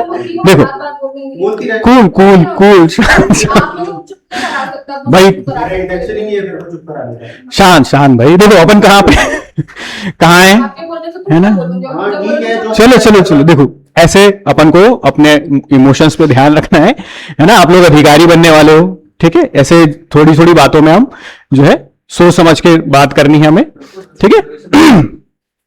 आप लोगों को ऐसी चीजें बहुत फेस करनी पड़ेगी जो आप लोग वहां पर पद पर बैठेंगे, है ना? हो सकता है बड़े अधिकारियों का दबाव हो, है ना? हो सकता है कि कोई मंत्री आकर आपको चमका के चले जाए, कोई छोटा सा जो है नेता वेता आके चमका के चले जाए, है ना? तो हमें हर चीजों को देखना है, गरीब आदमी को भी देखना है ना? भाई एक घंटे पहले हो सकता है कि आपकी बहस हो रही हो आपके अधिकारियों से, फिर अगले 1 घंटे बाद आपको जो है आम जनता के बीच में जाकर सबकी प्रॉब्लम भी सुननी है ना? तो हमें अपनी चीजों पर कंट्रोल रखना है ना? चलिए, ठीक है। अब अगर हम बात करें कि सरकार के द्वारा दी जाने वाली सुविधाओं और आरक्षण के बारे में, तो सरकार जो है किसके लिए दे रही है? उनके लिए दे रही है जिनको जरूरत है ना? और जिनको जरूरत नहीं है भाई, सरकार जो है टारगेट कर रही है, धीरे धीरे धीरे चीजें हम शॉर्ट कर रहे हैं, है ना? क्योंकि आधार कार्ड से लिंक कर रहे हैं हम, है ना? पैन कार्ड को लिंक कर रहे हैं, ठीक है? उसके बाद हमने जो है समग्र आईडी और इस प्रकार से बहुत सारी सरकार स्कीम लेकर आई है। जो हमारे पास ऑनलाइन डेटा आ जाएगा तो हमारे पास पता चल जाएगा कि कौन कैपेबल है और कौन कैपेबल नहीं है, किसको जरूरत है किसको जरूरत नहीं है। धीरे धीरे सरकार इसको शॉर्ट करती जा रही है। जैसे हम बात करें आपकी लाडली बहना योजना के बारे में, है ना? तो लाडली बहना योजना में शुरू में बहुत सारे लोगों को पैसा मिला, फिर सरकार ने क्या किया, धीरे धीरे देखा कि भाई किसको जरूरत है और किसको जरूरत नहीं है, तो उनके नाम काट दिए गए, ठीक है? उसी तरह से जब गरीबी रेखा कार्ड बनाया गया तो सबने बनाना चालू कर दिया, फिर सरकार ने फिर सर्वे वगैरह करवाए, देखा कि भाई किसको जरूरत है किसको जरूरत नहीं है, किसको जो है जबरदस्ती उसको उसमें रख दिया गया है। ईडब्ल्यूएस का भी सरकार क्या बोलती है, हर साल रिनोवेशन करवाओ, हर साल नया बनवाओ, ठीक है? क्यों? क्योंकि हर साल आप जो है गरीब नहीं रह सकते, हो सकता है किसी साल अमीर हो जाओ, है ना? देखिए, रिजर्वेशन की अगर हम बात करते हैं तो रिजर्वेशन जो होता है वो आपका होता है सोशल बैकग्राउंड पर, है ना? ऐसा तो है नहीं कि अब काटना और जिसने रिजर्वेशन लाया था वही ये सोच के लाया था कि 10 साल 10 साल के लिए होगा 20 साल के लिए होगा, क्या हर साल अपन उसको आगे बढ़ाकर वोट बैंक के तो वोट बैंक हाँ, देखिए उसमें वोट बैंक भी है बहुत से। देखिए रिजर्वेशन में बहुत सारी चीजें होती है, देखिए ना, रिजर्वेशन जो है अपने आप में एक बहुत बड़ा पेचीदा मुद्दा है, बिल्कुल बिल्कुल है ना? क्योंकि लेकिन सर अगर पूरी मुद्दे की बात तो जड़ आ जाता है कि आपके पैसे नहीं है, आपके पास बिल्कुल पैसे नहीं है, फाइनेंशियली इतने स्ट्रांग नहीं हो कि आप बुक्स खरीद सको, एजुकेटेड रह सको। अगर एजुकेटेड हो तो फिर सब चीजें सब चीज सही है। फिर तो ना आप गुंडे हो ना मवाली हो, सब चीज बढ़िया है। फिर तो वहाँ पे करम है जो आप करप्टेड हो, सीएम भी बन सकते फिर हैं। आप सीएम भी बन सकते हो, ठीक है? क्वेश्चन है कि जब हम लोग का कॉन्स्टिट्यूशनल इम्प्लीमेंट हो रहा था तो जो हमारे फॉर्मिंग फादर्स थे उनका इंटेंशन रिजर्वेशन देने का, क्योंकि इकोनॉमिक्स वाला तो अभी 15 जो डी है और 16 डी है वो अभी इकोनॉमिक वाला उसमें फैक्टर ऐड हुआ है। उसके पहले वो सोशली और एजुकेशनली बैकवर्ड, सिर्फ और सिर्फ सोशली, एजुकेशनली भी नहीं। तो सोशल बैकवर्डनेस और इकोनॉमिक बैकवर्डनेस का हम सोशियोलॉजी में कनेक्ट कर सकते हैं एट द सेम पेज। क्या ऐसा कहा जा सकता है कि हर जो इकोनॉमिकली स्ट्रॉन्ग सेक्शन है वो सोशली भी नहीं होगा? मतलब ये बिल्कुल, वेरी गुड, है ना? एक अच्छा पॉइंट है कि अगर हम बात करें कोई व्यक्ति अगर सोशली जो है बैकवर्ड है और वो इकोनॉमिकली स्ट्रांग है तो हम ये बिल्कुल नहीं कह सकते कि वो सोशली भी स्ट्रांग होगा, ठीक है? सोशली स्ट्रांग होने का मतलब है कि भाई कोई भी व्यक्ति, है ना, कोई भी व्यक्ति कितना भी पैसा कमा ले, ठीक है, जैसे महिला कितनी भी स्ट्रांग हो जाए लेकिन रहेगी क्या? महिला, है ना? वो देखो सिंपल, देखो इसको ऐसे समझो, देखो क्या है कि अपन ऑन रिकॉर्ड चल रहा है ना? देखिए कहानी क्या है कि कोई भी महिला है तो हम उसको किस नजर से देखते हैं? महिला की नजर से ही देखते हैं। हम उसको क्या मानते हैं? बहुत सारी चीजों में मानते हैं कि वो ऐसा काम नहीं कर रही है जैसा पुरुष कर सकता है ना? तो महिला और पुरुष का भेदभाव जो है वो आपको हमेशा देखने को मिलेगा, ठीक है? आप कैसे कह सकते हो कि फिजिकल एक्टिविटी में महिला स्ट्रांग नहीं है? अरे सर आप एक बात बताओ कौन सा फिजिकल एक्टिविटी है? ऑयल रिग्स, शिपिंग कंटेनर, नहीं, वो कर नहीं, वो साफ करना नाली के अंदर घुस तो सुए साफ करना नाली के अंदर घुस के चलो उसमें तो फिर वो आपका सोशली वो हो गया ना। ये तो कौन करता है सुएज में? आदमी करते हैं। आदमी करते हैं, जाति के आधार पर। ऐसा कुछ नहीं सर, कोई भी कर लेते हैं आज के। ऐसा कुछ नहीं है, आप लोगों ने देखा नहीं है फिर बैकग्राउंड लेवल पर, है ना चीजें, है ना? सब्जेक्टिव क्वेश्चन ये है कि जैसे मैंने देखा था झारखंड में हम लोग की पोस्टिंग की बात होती है तो जो शेड्यूल्ड ट्राइब्स होते थे वहां पे, जो एक्चुअल ट्राइब थे, उनके पास इमेंस प्रॉपर्टी, उनकी प्रॉपर्टी को कोई खरीद नहीं सकता था। मनी वाइज भी वो लोग काफी रहती है प्राइस उसकी, पता है ना? मतलब जो नॉर्मल उसकी मैं तो क्वेश्चन जैसे मैंने देखा वहां पे वही बोल रहा हूँ, अग्री कर रहा हूँ तेरे पॉइंट तो लेकिन मतलब एक तरह से देखा जा सकता है कि इकोनॉमिकली वो लोग स्टेबल है, मेरे मतलब जो मेरे फ्रेंड्स भी थे वो लोग इकोनॉमिकली बहुत स्टेबल थे, लेकिन वो लोगों का सोशल स्टेटस उनके बाहर जाके दिखते थे, तो ऑब्वियसली इनको समझ में आता था कि इनको रिजर्वेशन की तो जरूरत है एटलीस्ट इकोनॉमिकली वेलफेयर होने के बाद भी। तो मेरा ये क्वेश्चन है कि रिजर्वेशन में हम लोग को इकोनॉमी को कितना मतलब वेटेज देना चाहिए? वेटेज देना चाहिए। देखिए हमारा तो संविधान लागू हुआ था तब में और अभी भी कैसे दोनों में सवाल आ जाएगा कि सोशली बैकग्राउंड थोड़ा सोशली वीक कैसे थे वो मैं समझ नहीं पा रहा। देखिए सोशली वीक होने का मतलब है क्या है, जैसे कितना भी देखो सिंपल चीज क्या है, कितना भी व्यक्ति टैलेंटेड क्यों ना हो, है ना, अगर उसने रिजर्वेशन का फायदा लेकर कोई पोस्ट हासिल की है, ठीक है, तो हम उसका टैलेंट नहीं देखते, हम क्या बोलते हैं, रिजर्वेशन कोटे से आया है ये, चाहे वो महिला हो पुरुष हो चाहे वो किसी को भी हो, है ना। टीना डाबी का एक बड़ा अच्छा उदाहरण है ना। तो जैसे अब देखिए पहले क्या होता था ना, पहले अगर सरकार की हम बात करें, पहले आप क्या होता था कि अगर आपने अपने पूरे एग्जाम में, हम एग्जाम की बात करें इसलिए एग्जाम का ही एग्जाम है ना, एग्जाम्पल बता रहा हूं, अगर पूरे एग्जाम में आपने अगर कहीं पे भी जो है रिजर्वेशन नहीं लिया है तो आपको जो है जनरल वाली सीट मिल जाती थी। लेकिन अभी क्या हुआ है कि अभी सरकार कह रही है कि अगर आपने एक जगह भी अगर जो है क्या किया, रिजर्वेशन का फायदा लिया, ठीक है, तो आपको रिजर्वेशन वाली सीट ही मिलेगी। 100 में से अगर मान लीजिए 20 रिजर्वेशन वाली सीट है तो आपको सिर्फ 20 के लिए फाइट करना है, ठीक। अब वो स्टार्ट कहां से हो जाता है, वो स्टार्ट हो जाता है फॉर्म भरने से, कि जैसे ही आप फॉर्म भरोगे फीस डिस्क्रिमिनेशन है ना भाई, अगर आप जनरल कैटेगरी से हो तो 500 रुपए फीस, आप जो है कोटे से आ रहे हो तो 250 रुपए फीस। आपने सोचा कि 250 रुपए बच जाएंगे, आपने क्या किया, कोटे का फायदा ले लिया। जैसे ही आपने कोटे का फायदा लिया आप कहां चले गए, कोटे में चले गए। अब आपको सिर्फ 20 सीट के लिए फाइट करना है, 80 सीट के लिए फाइट नहीं करना है। क्लियर हुआ? और तो मुझे लगता है बहुत इम्पोर्टेंट है कि जिन लोगों को रिजर्वेशन मिलती है वो ऑलरेडी मेन स्ट्रीम में आ चुके हैं, सोशल लोग से हाँ अब देखिए ना, ये सरकार देखिए ये जो सारे मुद्दे आप लोग कर रहे हैं ना, ये वेरी गुड है ना, ये बहुत अच्छी चीजें हैं। हम भले थोड़ा सा एग्रेसिव हो गए है ना, चीजें तो नहीं डिस्प्यूट हो गई है, लेकिन सारी चीजें अच्छी बात यह है कि हम उस स्तर पे हैं कि हम सोच पा रहे हैं, है ना, हम अपने स्तर का दायरा फैला पा रहे हैं। धीरे धीरे चीजें क्लियर हो जाएगी। अब सरकार भी ये कर रही है भाई, धीरे धीरे चीजें क्या कर रही है, जैसे सरकार कह रही है कि भाई जी ऑलरेडी उनके भाई मान लीजिए कोई आईएएस है आईपीएस है ना, राष्ट्रपति है, प्रधानमंत्री रह चुका है, अब उसको कोटे की जरूरत नहीं है ना, उसको जरूरत नहीं है, उसके आने वाले हो सकता है कि जनरेशन को भी जरूरत ना पड़े। अब राष्ट्रपति के बेटे को क्या जरूरत है ना रिजर्वेशन की, एक ऑलरेडी आईपीएस अधिकारी है उसके बेटे को बच्चों को जरूरत नहीं है, तो उनसे कोटा अपन क्या कर लेंगे, वापस ले लेंगे और उनको देंगे जिनको जरूरत है, ठीक है। तो है ना, जरूरत तो रहेगी। देखो समाज है, सोसाइटी है, सोसाइटी में कुछ लोग ऐसे होंगे जो बहुत स्ट्रांग होंगे, कुछ लोग वीकर होंगे, तो जो वीकर है उनको ही ऊपर लेकर आने के लिए हम क्या बना रहे हैं,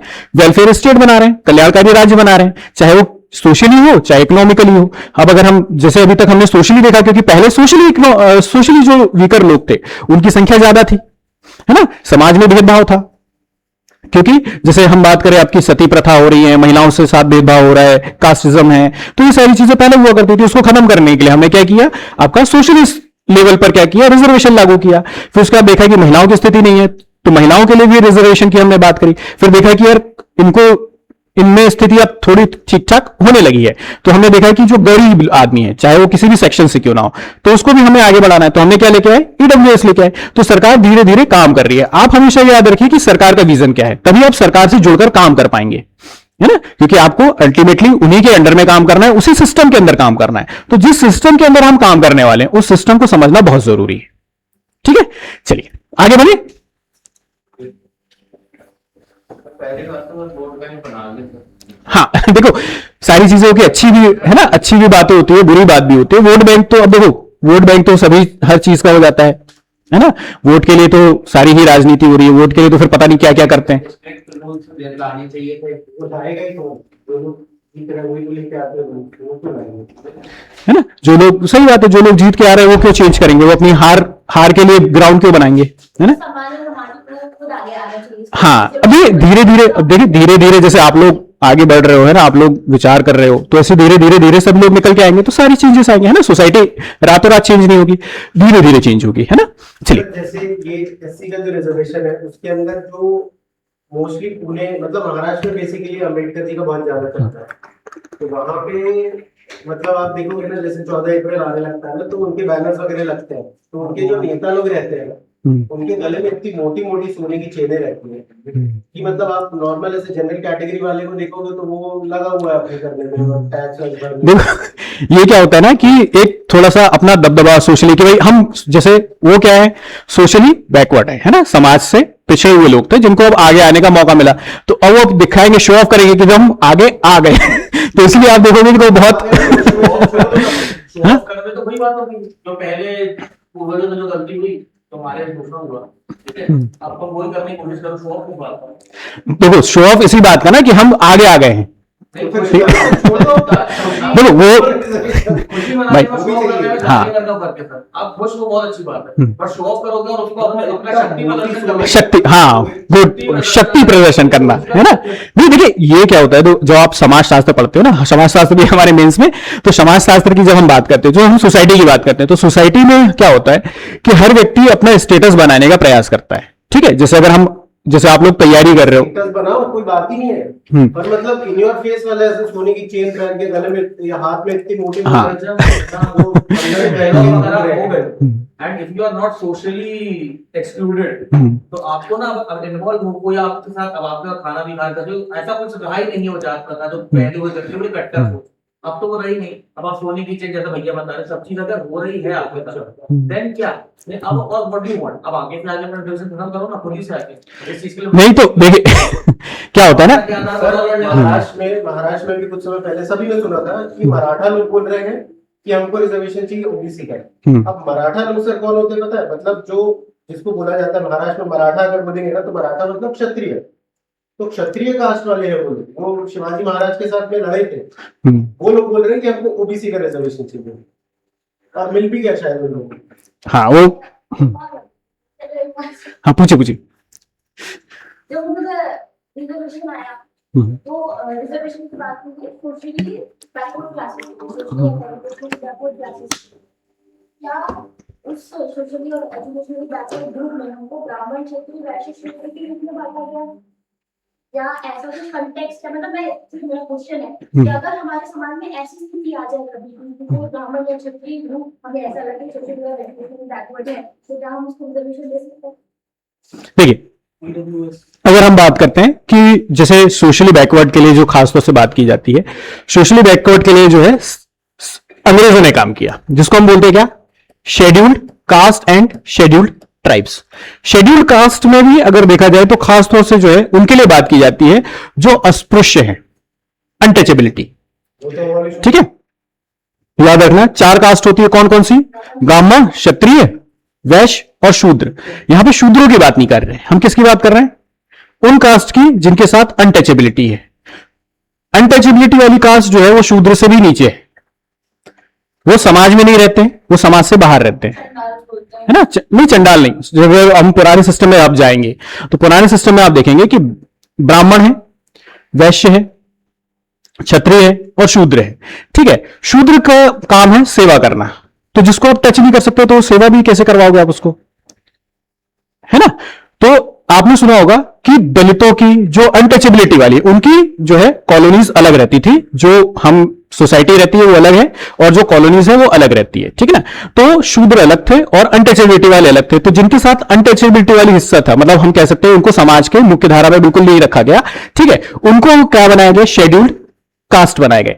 तो उनके लिए सरकार ने, मतलब अंग्रेजों ने क्या किया, सर्वे करवाया कि ऐसे कास्ट कौन कौन सी है जिनके लिए इस तरह से भेदभाव किया जा रहा है। तो उनके लिए जब लिस्ट बनाई गई, एक शेड्यूल बनाया गया, तो वो क्या कहलाए, सारे शेड्यूल्ड कास्ट कहलाए। उसके बाद जो ट्राइब्स थे, जो ट्राइब्स की परिभाषा क्या है ना, उनका खुद की उनका अपना अलग कल्चर अलग कल्चर है ना, वो जंगलों में रहते हैं, वो भी क्या है, एक प्रकार से समाज से अलग है ना, समाज की मुख्य धारा में नहीं है, तो है ना, उनके लिए भी क्या किया गया, क्या है ना, इकोनॉमिकली कुछ नहीं, हम बात कर रहे हैं कि रही अलग रहे, मतलब मुख्य धारा। देखो समाज की जो मेन स्ट्रीम है ना, सोसाइटी की जो मेन स्ट्रीम है उससे अलग है ना। तो जो लोग उससे अलग हैं, ठीक, जिनके साथ अनटचेबिलिटी थी, उनको हमने क्या बना दिया, शेड्यूल्ड कास्ट। और जो जंगलों में रहते थे, उनका खुद का कल्चर था, उनका खुद का सिस्टम था, लेकिन वो भी क्या थे, आपकी मेन स्ट्रीम से अलग थे, उनके लिए हमने शेड्यूल बनाया। उनको किसमें रखा, शेड्यूल्ड ट्राइब्स ने। तो इनके लिए रिजर्वेशन की बात की जाती है, ठीक है, इसमें शूद्र ब्राह्मण ऐसा कुछ नहीं है। हाँ,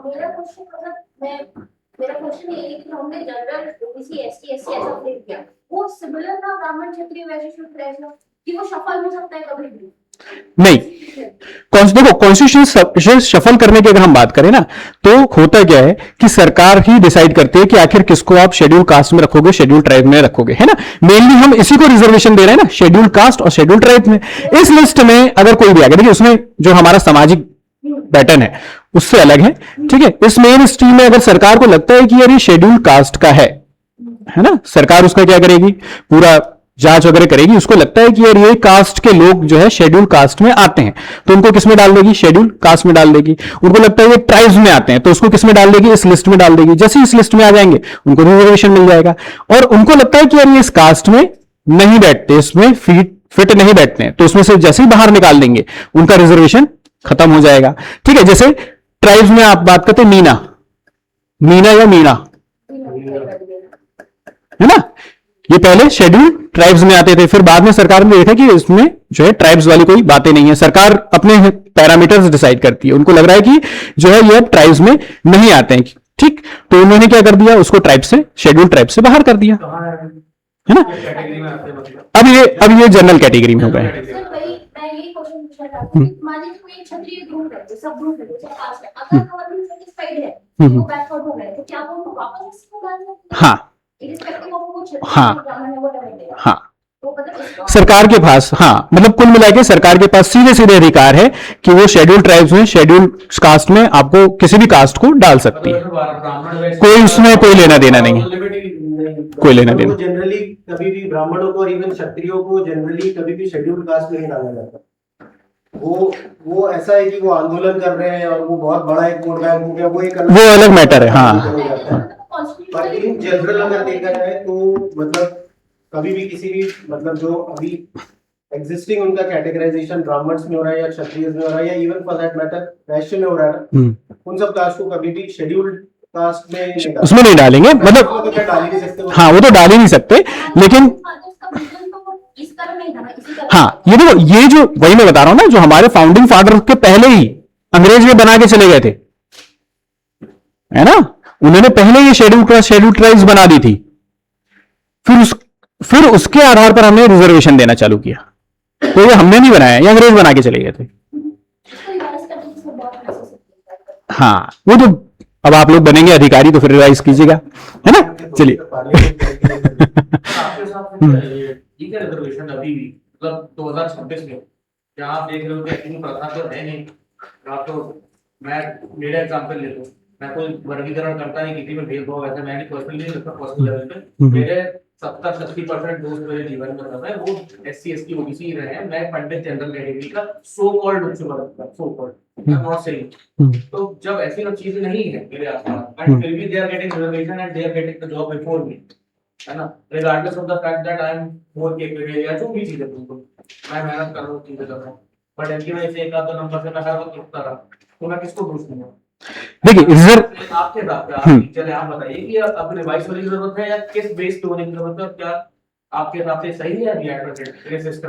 हाँ, देखिए रिजर्वेशन की जरूरत हमेशा हमको रहेगी, है ना, क्योंकि हम जिस सोसाइटी में रहते हैं, मैंने बताया कि सोसाइटी में हमेशा दो चीजें रहेगी, एक स्ट्रॉन्ग सेक्शन और दूसरा वीकर सेक्शन, और वो चाहे सोशली हो, चाहे इकोनॉमिकल हो, चाहे पावर्स को लेकर हो, है ना। जब आप सोशल साइंस पढ़ते हैं, सोशियोलॉजी पढ़ते हैं, तो उसमें आपको स्पष्ट रूप से ये देखने को मिलता है। किसी भी समाज में चले जाइए, अमेरिका में चले जाइए, वहां पे गोरे काले का भेदभाव है ना, साउथ अफ्रीका में चले जाइए, गोरे काले का भेदभाव है, ठीक है। तो पावर के बारे में जो है ना, हर व्यक्ति को चाहिए पावर, हर व्यक्ति को चाहिए विशेषताएं, तो जिसके पास ज्यादा पावर हो जाएगी तो पावरफुल कैटेगरी में चला जाएगा, दूसरा जिसने पावर गेन नहीं किया वो रिजर्वेशन की मांग करेगा, है ना, क्योंकि उसको भी क्या चाहिए, पावर चाहिए, ठीक है। तो अगर अपनी कैपेबिलिटी पे नहीं आ पा रहा है या किसी कारण से नहीं आ पा रहा है, तो वो क्या करेगा, दूसरा रास्ता ढूंढेगा, जिसको दूसरे रास्ते को हम क्या कह सकते हैं, रिजर्वेशन कह सकते हैं, ठीक है। और समाज में हम कह सकते हैं कि इक्वलिटी लाने के लिए, जैसे जैसे हम आधुनिकता की तरफ बढ़ रहे हैं, तो हम समाज में सबको एक बराबर मानते हैं, तो समाज में इक्वलिटी लाने के लिए कहीं ना कहीं उनको आगे बढ़ाने के लिए हमको क्या करना पड़ेगा, रिजर्वेशन देना ही पड़ेगा, चाहे आप किसी भी भारत की बात करिए, भारत के बाहर किसी भी देश की बात करिए, है ना। तो जब हम सोसाइटी में रहते हैं तो वहां पर पावर के लिए लड़ाई होती ही होती है, और जब पावर के लिए लड़ाई होगी तो जिनके पास पावर नहीं है, जो पिछड़ गए हैं, उनको आगे बढ़ाने के लिए कुछ ना कुछ तो हमें करना ही पड़ेगा। आज के डेट में बट छुआछूत जैसा भेदभाव या मेरे कमले से पटके में से पानी नहीं पीते तो ये सब नहीं होता। इसके कास्टिज्म प्रिवेल नहीं करता, क्योंकि जब राजनाथ कोविंद जब सदन टेंपल में गए थे, वो पूरा टेंपल खुलवाया गया था, ये शायद लोगों को नहीं पता होगा, तो कास्टिज्म डू प्रिवेल। नहीं देखो, ये इस चीज है, देखिए कास्टिज्म अगर हम बात करें हमारे आसपास दिख नहीं रहा है, ठीक है, तो ऐसा नहीं है कि जो चीज हमारे आसपास दिख नहीं रही वो एग्जिस्ट नहीं करती, ठीक है। अगर आप पिछले, ये तो भूत वाली बात होगी। हाँ, क्योंकि हम वहां उन क्षेत्रों पर अभी तक नहीं गए हैं जहां पर ये होता है, होता है एग्जैक्टली। ठीक है। जहां पर आप जाइए, जैसे अगर हम बात करते हैं भैया पिछड़े इलाकों में जाइए, है ना, उन इलाकों में जाइए जहां जो पिछड़ गए हैं, क्योंकि अभी हम ऐसे सिनेरियो में रह रहे हैं जहां पर सारी चीजें ठीक ठाक चल रही है, कोई दिक्कत नहीं चल रही है। एजुकेशन ठीक है ना, यहाँ पे एजुकेशन ठीक, एजुकेटेड है हम सब एक ही वर्ग के लोगों के साथ नहीं, सभी वर्गों के साथ इकट्ठे पढ़ाई की है, बट वहां पे एजुकेशन स्ट्रांग नहीं होगी। नहीं देखिए, इकट्ठे, राजनाथ कोविंद एक प्रेसिडेंट थे, रामनाथ। रामनाथ तो ठीक है, रामनाथ माय बैड। देखिए आप लोगों ने इकट्ठा पढ़ाई क्यों करी? क्योंकि सिस्टम ने उसको अलाउ किया, सिस्टम ने उसको अलाउ किया। अगर सिस्टम अलाउ नहीं करता, ठीक है, तो आप इकट्ठा पढ़ाई नहीं कर पाते। जैसे आज हम बात करें कि गर्ल्स और बॉयज के लिए कोएड स्कूल्स हैं, कोएड कॉलेजेस हैं, अगर हम शुरू से ही डिस्क्रिमिनेशन कर दें, सिस्टम नहीं सर, है ना, समय अलाउड नहीं थी, समय उस तरीके उस समय का बड़ा खराब था, या हाँ। कोच बहुत छोटी हुई, समय के साथ साथ कोच बदलती गई। नहीं तो सिस्टम ने अलाउ किया ना आपकी सोच को बड़ा करने के लिए, वही मैं समझा रहा हूं कि सिस्टम ने आपको अलाउ किया कि सोच आपकी बड़ी हो। जैसे आप महिला और पुरुष अगर अलग अलग पढ़े, है ना, आप महिलाओं के साथ कोई संपर्क ना हो, ठीक है, तो बचपन से लेकर बड़े होने तक ये भेदभाव हमेशा बना रहेगा। सर मेरे तो बड़े अच्छे वो है, मैं तो नहीं वो आप वो क्यों? क्योंकि हमने सिस्टम में अलाउ किया ना, एक साथ पढ़ने के लिए, एक साथ रहने के लिए, एक साथ सारी चीजें करने के लिए, ठीक है। लेकिन अगर सिस्टम शुरू से ही आपको अलाउ ना करे, जैसे अब क्या है कि ऑनलाइन रिकॉर्ड चल रही है ना, ठीक है, चलो चलो अरे ये सब सीखने तो आते हैं सर। मैं पॉज का कोई बटन नहीं है ना। सर वो वीडियो को फिर बाद में माइक ऑफ कर दो सर आप। अभी वो कर दीजिए, ज्वाइन कर लीजिए। माइक ऑफ कर दो, या फिर आप तो छोड़ दोगे ना उस पर अपन बाद में चर्चा करेंगे, पहले इसको खत्म कर देते हैं। चलिए, तो उसके बाद हम बात करते हैं 1993 में, है ना, जब हमने क्या किया, फिर उसके बाद हम आते हैं कुछ ऐसे काम सौंपे। चलिए इस पर वापस आते हैं है ना, चर्चा नहीं तो क्या है, रिजर्वेशन मैंने बताया कि एक बहुत उलझा हुआ मुद्दा है उस पे तो फिर बात होती रहेगी, है ना। चलिए फिर उसके बाद बात करते हैं कुछ ऐसे थे जो नॉन मैंडेटरी थे, है ना, ऐसे थे जो नॉन मैंडेटरी थे, जो आप अपनी इच्छा के अनुसार कर सकते थे। क्या कर सकते थे भाई? क्या कर सकते थे कि जो आपके केंद्रीय सरकार और राज्य सरकार की विधानसभाएं हैं, यानी कि हम कह सकते हैं हमारे एमपीज और एमएलएस, उनको भी आप अपनी पंचायतों में जो है मेंबर्स बना सकते थे, है ना। किसको बना सकते थे? एमपीज और एमएलएस को भी आप अपने पंचायतों में मेंबर्स के रूप में रख सकते थे। पीएमएलए नीचे वाले उसमें क्यों आएंगे सर लेवल पे? लेवल पे नीचे आने का नहीं कि उनको वहां से तुम अपना जॉब छोड़ के यहां आ जाओ, मतलब एक मेंबर के रूप में जब हम पंचायत बैठेगी, आ जाओ सर। हाँ, मतलब जब पंचायत बैठेगी, मीटिंग्स वगैरह होगी तो तुम भी आओगे, है ना, कि भाई हम जैसे मान लीजिए हम जिला स्तर की पंचायत की बात करें, ठीक है, तो जिला स्तर की जब पंचायत होगी, जब उनकी मीटिंग्स वगैरह होगी, तो हम उसको भी क्या बना लेंगे, एक मेंबर बना लेंगे। तो जब मीटिंग वगैरह होगी तो उनके पास भी एक व्हाट्सअप मैसेज चले आएगा कि साहब मीटिंग होने वाली है 7 बजे से, ठीक है, तो वो भी मीटिंग में आके बैठेंगे, वो अपने हिस्से की बात कहेंगे, है ना, कि मैं यहाँ का जो है एमपी हूं या एमएलए हूं और मुझे ये सारे काम करने हैं। तो इस आधार पर यहां पर क्या क्या चल रहा है, पंचायत लेवल पर क्या क्या सारी चीजें चल रही है, तो वो सारी चीजें मीटिंग में निकल कर आएंगी, है ना। तो ये सारी चीजें किसके ऊपर छोड़ दी गई? सेंट्रल लेवल का लेजिस्लेशन में जो बैठता है सेंट्रल लेवल पे, वो पंचायत तक कैसे आएगा सर? पंचायत आएगा नहीं। जैसे अगर हम बात करें भाई, हमारे यहाँ के सांसद कौन है अभी वर्तमान में? आशीष दुबे जी, है ना, वो कहां बैठ रहे हैं? दिल्ली में बैठ रहे हैं, है ना, दिल्ली में बैठ रहे हैं। लेकिन अगर मान लीजिए जबलपुर की पंचायत है ना, जबलपुर जिला पंचायत है, जबलपुर जिला पंचायत है, हमने उनको क्या कहते हैं, यहाँ का भी मेंबर बना दिया। सरकार ने क्या किया कि हम उसको भी यहाँ का मेंबर बना देते हैं। अब मेंबरों की जब मीटिंग्स होगी, है ना, मीटिंग होनी है, कुछ मुद्दे पे बात होनी है, तो उनके पास सारे मेंबर्स के पास मैसेज जाएगा। 7 दिन पहले हमको क्या करना पड़ता है, नोटिस जारी करना पड़ता है ना, कि भाई मीटिंग होने वाली है, तो सब 7 दिन पहले सबके पास चला गया। अब वो भी इस मीटिंग में आकर बैठ जाएंगे अगर जबलपुर में उपस्थित होंगे तो, है ना, और अगर दिल्ली में होंगे तो फिर नहीं आ पाएंगे मीटिंग में, ठीक है। उसी तरह से हमारे जो हम कह सकते हैं स्टेट लेजिस्लेशन के मेंबर्स हैं, है ना, उनको भी अपन ने मैसेज डाल दिया, उनको भी अगर अपन ने इसका क्या बना दिया, सदस्य बना दिया, तो उनको भी अपन ने मैसेज डाल दिया कि भैया 7 बजे है मीटिंग, तो वो भी आ जाएं। तो फिर क्या होगा, जब अच्छे अच्छे लोग, बड़े बड़े लोग बैठ के मीटिंग करेंगे तो कुछ अच्छी बातें निकल के आएगी। ठीक है, क्लियर हुआ?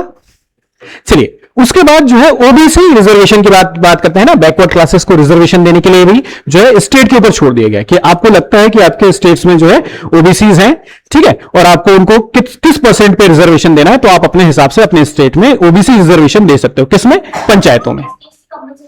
हाँ, एससी एसटी और महिलाओं के लिए कंपलसरी है, लेकिन जो है ओबीसी के लिए क्या है, आपको स्टेट के ऊपर छोड़ दिया गया है। ठीक है, याद रखिएगा, एससी एसटी और महिलाओं को जो हम वहां पर रिजर्वेशन दे रहे हैं, खासतौर से एससी एसटी की अगर बात करें तो वो किसके बेस पर दे रहे हैं आप?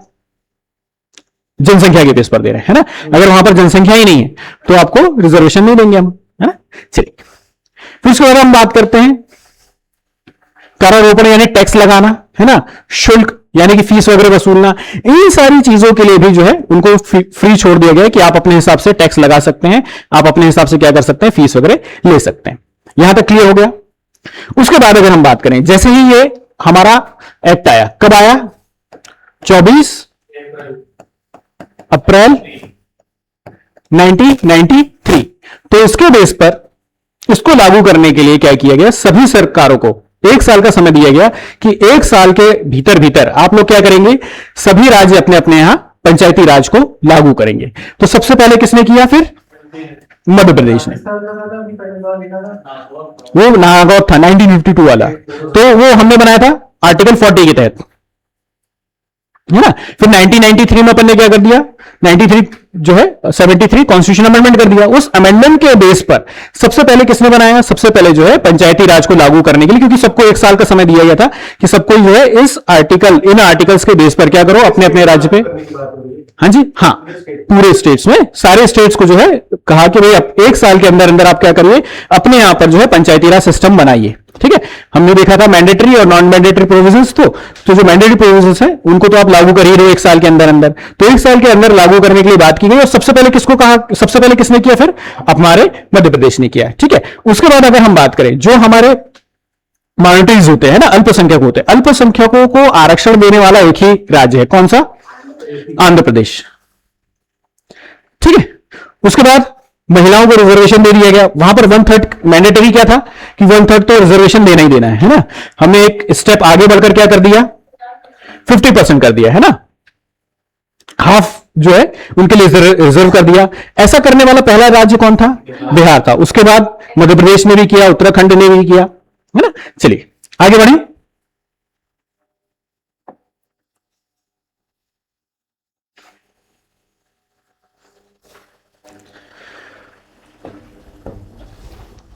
ठीक है, अब पंचायतों की संरचना देख लेते हैं। इसमें से हमें ज्यादातर बहुत सारी चीजों को नहीं पढ़ना है, इसमें सिर्फ मोटे मोटे तौर पर जो है आपसे पंचायतों की संरचना के बारे में या पंचायत का स्ट्रक्चर कैसा है उसके बारे में प्रश्न बहुत कम देखने को मिलते हैं, ये मेंस के पार्ट्स हैं, है ना। तो हमें इसमें नहीं देखने मिलेगा। हमें ये तो पता है कि 3 स्टेज पर होती है ना, 3 टायर सिस्टम हमारे पास है। कौन कौन सा है? सबसे ऊपर कौन सा आपका जो है, मतलब गांव से स्टार्ट करते हैं तो ग्राम पंचायत है। फिर उसके बाद हम बात करते हैं आपके जो है मध्यवर्ती यानी मीडियम, है ना। हाँ, नहीं इसको पढ़ना नहीं, इसको नहीं लिखना है, इसको सिर्फ समझना बस है ना। फिर आपके जो है ब्लॉक लेवल पर जिसको हम बनाते हैं ना,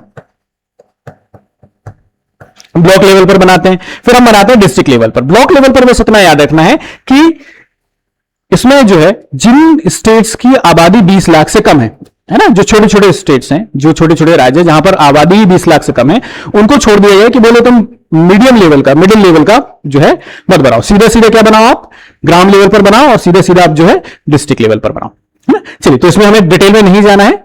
फिर उसके बाद हम बात करते हैं, है ना, चुनाव की बात की गई।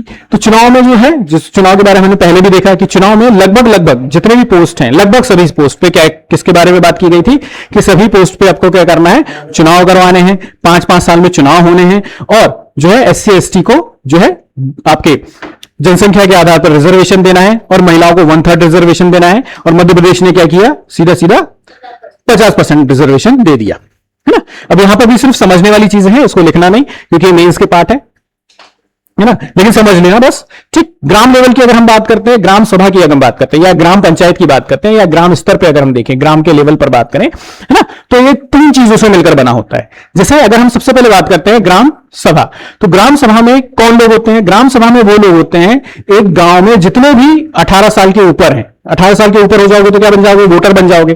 तो वो सारे वोटर्स मिलकर क्या बनाते हैं? ग्राम सभा बनाते हैं, है ना। तो ग्राम सभा के लिए अलग से कोई चुनाव नहीं हो रहा, कुछ नहीं हो रहा है। जितने भी वोटर्स हैं, एक गांव के जितने भी वोटर्स हैं, उनकी जब सभा बैठेगी तो वो क्या कहलाएगी? ग्राम सभा कहलाएगी। लेकिन कम से कम कितने होने चाहिए? 200 होने चाहिए, है ना, क्योंकि गांव में 85 लोग हैं तो उसकी ग्राम सभा नहीं मानेंगे हम, है ना। तो क्या करेंगे? कम से कम 200 लोग होने चाहिए। अब कम से कम 200 लोग होने के साथ साथ अपन क्या करेंगे, जो है 200 लोग होने के साथ साथ जो है, अगर मान लीजिए एक गांव में 85 लोग हैं तो अपन क्या करेंगे? उसको दूसरे गांव के साथ मर्ज करके एक ग्राम सभा बना देंगे, ठीक है।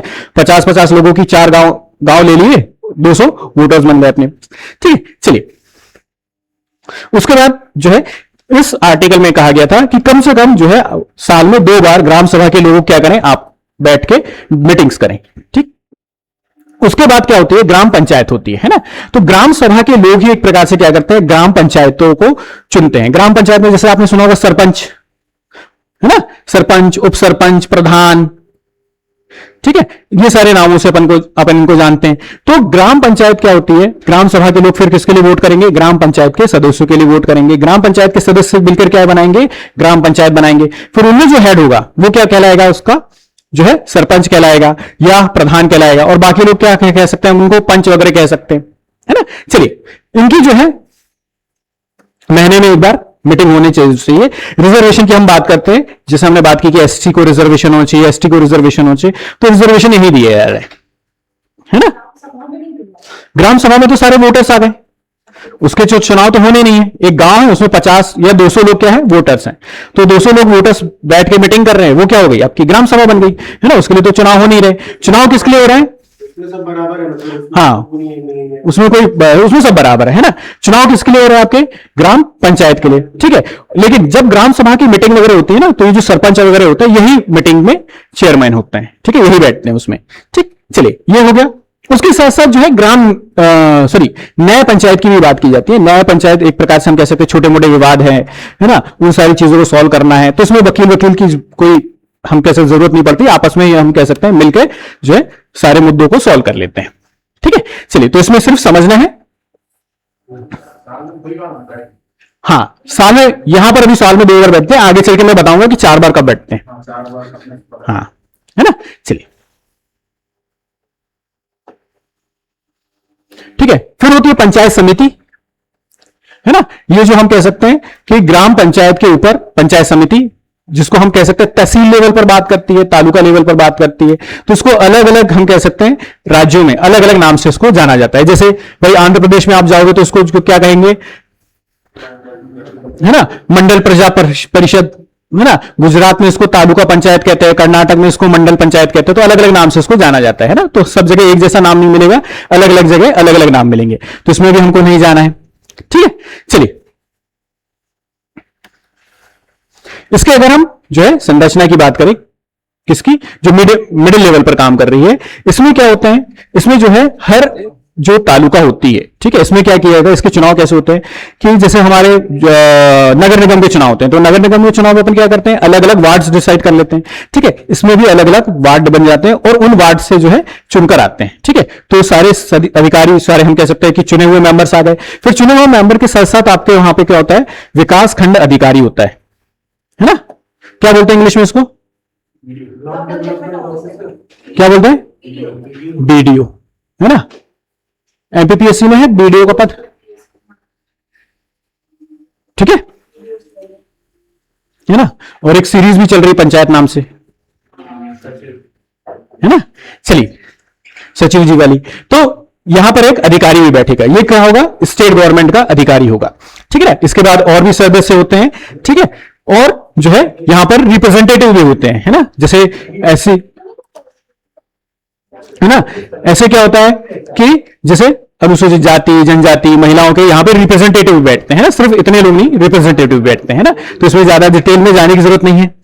हाँ आपने सीरीज देखी है? क्या वो जीतू भैया कौन से क्या क्या पोस्ट रहती है जीतू भैया की? अब मैंने सीरीज नहीं देखी मैंने सिर्फ जो है ना वो आते हैं क्या बोलते हैं रील्स। ग्राउंड से क्यों बनते हो? चलिए कैसे हो जाती है? है ना, तो हम कह सकते हैं सरकारी नौकरी है आपकी, है ना। चलिए फिर उसके बाद जिला स्तर पर बैठते हैं, है ना। जिला स्तर पर जो है जिला पंचायत बैठती है, ठीक है। जो पूरे हम कह सकते हैं कि जो बाकी के नीचे के दो हमारे लेवल हैं उनको कंट्रोल करने का काम करती है। और जिला पंचायत डायरेक्ट किसके किसके कांटेक्ट में है? आपके स्टेट गवर्नमेंट के कांटेक्ट में, है ना। तो स्टेट गवर्नमेंट किसको गाइड कर रही है? आपके जिला पंचायत को। जिला पंचायत जो है मीडियम वाले को, और मीडियम वाला जो है वो ग्राम पंचायत को जो है डिस्प्यूट कर रहा है। क्या? डिस्ट्रिक्ट काउंसिल है, हाँ, डिस्ट्रिक्ट काउंसिल, हिंदी में भी उसको जो है जिला पंचायत ही लिखते हैं लोग। जिला परिषद, जिला परिषद। हाँ, जिला पंचायत, इंग्लिश में भी वो जिला परिषद, जिला पंचायत ऐसे लिखते हैं वो, है ना। चलिए, तो ये थोड़ा बहुत स्ट्रक्चर अपन ने देख लिया, है ना। चलिए, अब हम बात करते हैं पैसा एक्ट के बारे में, ठीक है। तो पैसा एक्ट के बारे में भी ज्यादा डिटेल में अपन को नहीं जाना है, ठीक है। हाँ, क्योंकि इसमें ज्यादा डिटेल में जाना नहीं है ना, तो इसमें कन्वर्ट करना मैं भूल गया इसको, ठीक है। चलिए, तो पैसा एक्ट क्या है? पैसा एक्ट का फुल फॉर्म क्या है ना। तो आपसे क्या पूछेगा? पैसा एक्ट का फुल फॉर्म क्या है? Panchayat extension to scheduled area. अब ये पैसा एक्ट हम क्यों लेकर आए? क्या जरूरत पड़ी थी? जब सारी चीजें हो रही है तो इसको शेड्यूल्ड एरिया में एक्सटेंशन करने की जरूरत है, है ना। कॉन्स्टिट्यूशनल बॉडी वहां पे गवर्न करे। हाँ, है ना। तो अगर हम बात करें कि शेड्यूल्ड एरिया की अगर हम बात करें, है ना, तो जहां पर शेड्यूल्ड एरिया होता है, शेड्यूल्ड एरिया कौन डिसाइड करता है? प्रेसिडेंट, है ना। Very good. तो शेड्यूल्ड एरिया प्रेसिडेंट डिसाइड कर दिया, तो वहां के नियम कानून अलग तरह से काम करेंगे, है ना। लेकिन वहां पर भी पंचायत चले, कौन सी? हमारी वाली। तो उसके लिए क्या कर दिया? उसको एक्सटेंड करने के लिए हम क्या लेकर आए? पैसा लेकर आए, है ना। अब पैसे के आधार पर क्या होता है कि इनको कुछ एक्स्ट्रा पावर दे दिए जाते हैं। जैसे भाई कि अगर मान लीजिए भूमि अधिग्रहण का कोई मामला है ना, लैंड एक्वाइजेशन का कुछ मामला है, ठीक है, तो उसमें आप क्या करोगे? पंचायत से परामर्श लोगे। सरकार को मान लीजिए वहां की जमीन को, है ना, आपके हम कह सकते हैं ट्राइब्स एरिया में काम करेगा, ट्राइबल एरिया में काम करेगा, सरकार को वहां की जमीन लेनी है, तो किससे बात करेगी? पंचायत से बात करेगी वहां कर, है ना। बाकी एरिया में तो सरकार की जमीन है तो कभी भी ले सकती है ना। लेकिन यहां पर परामर्श की बात करिए, ये नहीं कहा कि उसको जो आपको परमिशन लेनी पड़ेगी और जरूरी है, वो क्या है? सिर्फ परामर्श, तुम बताओ क्या करना है, ठीक। उसके अलावा जो है छोटे मोटे वो लाइसेंस और पट्टे वगैरह जारी कर सकते हैं कि भाई चलो यहां पे खदाने हैं और ये सब, हाँ, छोटे मोटे, लेकिन ठीक है। शेड्यूल हाँ, जहां पर, हाँ, अगर इनकी पंचायत के अंदर वो आता है, ठीक है, तो वहां पर वो, जैसे मान लीजिए हम भेड़ाघाट की उदाहरण लें, भेड़ाघाट में मान लीजिए उनको लगता है कि यार कोई छोटा मोटा पट्टा दे देते हैं कि यहां से तुम मार्बल वगैरह निकालने लगो, ठीक है, रेत निकाल लो, तो वो क्या करेंगे? निकलवा सकती है वहां की पंचायत। मतलब हाँ, अगर वो निकालना हो किसी को। अगर पैसा में आ जाए तो, अगर पैसा वहां पर लागू कर दे, हाँ, वो शेड्यूल एरिया है नहीं, मतलब कि बहुत ऐसे अगर होता, एरिया है, हाँ, या मतलब जो बहुत ऐसे एक्सक्लूडेड सा है वहां पर नेचुरल ब्यूटी है, तो अगर इनको अगर तो इसलिए पैसा के खाना खिलाना तो चलता ही है। तो ये दे सकते हैं, मतलब हाँ। वहां पे यहाँ लिखी ठीक है कौन में, हाँ, हाँ, उस पे कुछ तो वो होगा ना, मतलब पैरामीटर्स होंगे जिसके बेस पे वो लोग कर सकते हैं। हाँ, वो अपने लेवल पर, जैसे अपने लेवल पर क्या कर सकते हैं? लाइसेंस जारी कर सकते हैं। जैसे मान लीजिए वहां पर अगर मान लीजिए आपको रेत ही निकालना है ना, भाई पंचायत का एरिया है, वहां से आपको रेत निकालनी है, ठीक है, तो अगर उसका लाइसेंस वगैरह आप जाओगे तो स्टेट गवर्नमेंट से बनवाओगे, वो सारी चीजें प्रोसेस चलेगी। यहां से वो छोटे मोटा काम करने के लिए, भाई थोड़ा बहुत तुम रेत निकाल लो, थोड़ा बहुत कर लो, तो उसके लिए वो क्या कर सकते हैं? लाइसेंस दे सकते हैं, है ना। लेकिन होता क्या है कि जैसे मैंने बताया कि ये देखने में बड़ा अच्छा लगता है कि लाइसेंस में दे रहे हैं ये सारी चीजें, लेकिन सारी चीजें कहां काम करती है? स्टेट गवर्नमेंट ही काम करती है, लेकिन स्टेट गवर्नमेंट इतने आसानी से देगी नहीं, उसको अलाउ करेगी नहीं, ठीक है। ये देखने में बस अच्छा लग रहा है ना, क्योंकि इसके पीछे और भी बहुत सारी चीजें। फिर उसके बाद वो क्या कर सकता है? छोटे मोटे जो है डैम्स वगैरह बनाकर, है ना, पानी को रोकना और सारे चेक डैम्स वगैरह वो सब बना सकते हैं लोग, ठीक। इसी के साथ साथ नशीले पदार्थों का प्रतिबंध जो है अपने एरियाज में वो खुद लगा सकता है कि हमने क्या कर दिया, यहाँ पर जो है पूरी तरह से बैन कर दिया है, नहीं, उसमें वो भी लिखा है कि मतलब कंट्रोल करके, जैसे महुआ है, हाँ, या है ना, नियंत्रण कर सकते हैं, प्रतिबंध कर सकते हैं, है ना, प्रतिबंध भी कर सकते हैं और साथ में उसको क्या कर सकते हैं? कंट्रोल भी कर सकते हैं। जैसे कि पर्टिकुलर जैसे ट्राइब्स के लोग ही, है ना, अब ट्राइब्स में भी, हाँ, ट्राइब्स में भी आपने देखा होगा कि उसमें भी और जो है उपजातियां होती है, तो उसमें भी आपने देखा होगा जैसे कुछ लोग सिर्फ लोहे का काम करते हैं, जो क्या कहलाते हैं? अगर अगरिया, ठीक है। उसी तरह से कुछ सिर्फ और सिर्फ जो है शराब बिक्री वगैरह का काम करते होंगे या शराब बनाने का काम करते हो, तो उन्होंने कहा कि भाई जो सिर्फ और सिर्फ क्या करेंगे नहीं, इसमें ट्राइब्स में है ना, तो उसको कहा कि नहीं सिर्फ और सिर्फ यही लोग क्या करेंगे, शराब बनाने का काम करेंगे। तो इस तरह से जो है नियंत्रित कर दिया जाएगा उसको, है ना, कि हर ट्राइब्स में हर व्यक्ति नहीं बना रहा है, सिर्फ इसी कम्युनिटी के लोग बना रहे हैं, इसी ट्राइब्स के लोग बना रहे हैं।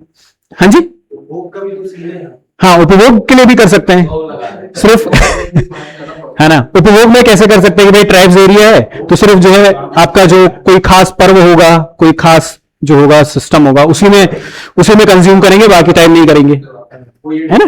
चलिए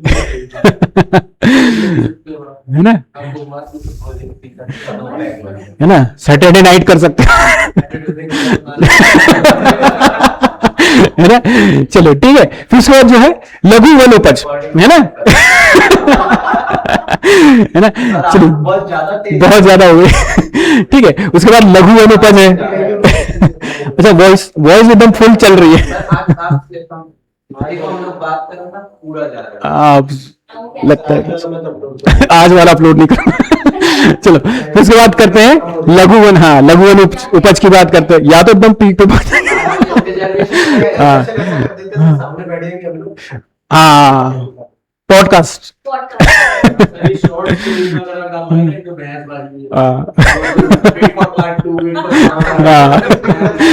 चलो ठीक है ना। फिर उसके बाद हम बात करते हैं कि जो लघु वनोपज है उनके लिए भी वो काम कर सकते हैं, है ना। भूमि विखंडन को रोक सकते हैं। भूमि विखंडन का मतलब भूमि को तोड़ा जाना। भूमि को तोड़ा जाना मतलब कि 1 से 2, 2 से 3 परिवारों में बट रही है जमीन, है ना, उसको शॉर्ट कर सकते हैं। या फिर आपने देखा होगा कि क्या करते हैं कि भाई जैसे मेरी जमीन 10 एकड़ की है, लेकिन 1 एकड़ यहाँ है, 2 एकड़ वहां है, 5 एकड़ वहां है, ठीक है, तो उसको मैटर को भी सॉल्व किया जाता है ना। उसके बाद जो है ग्राम बाजार लगाए जाते हैं ना, गांव में बाजार लगते हैं।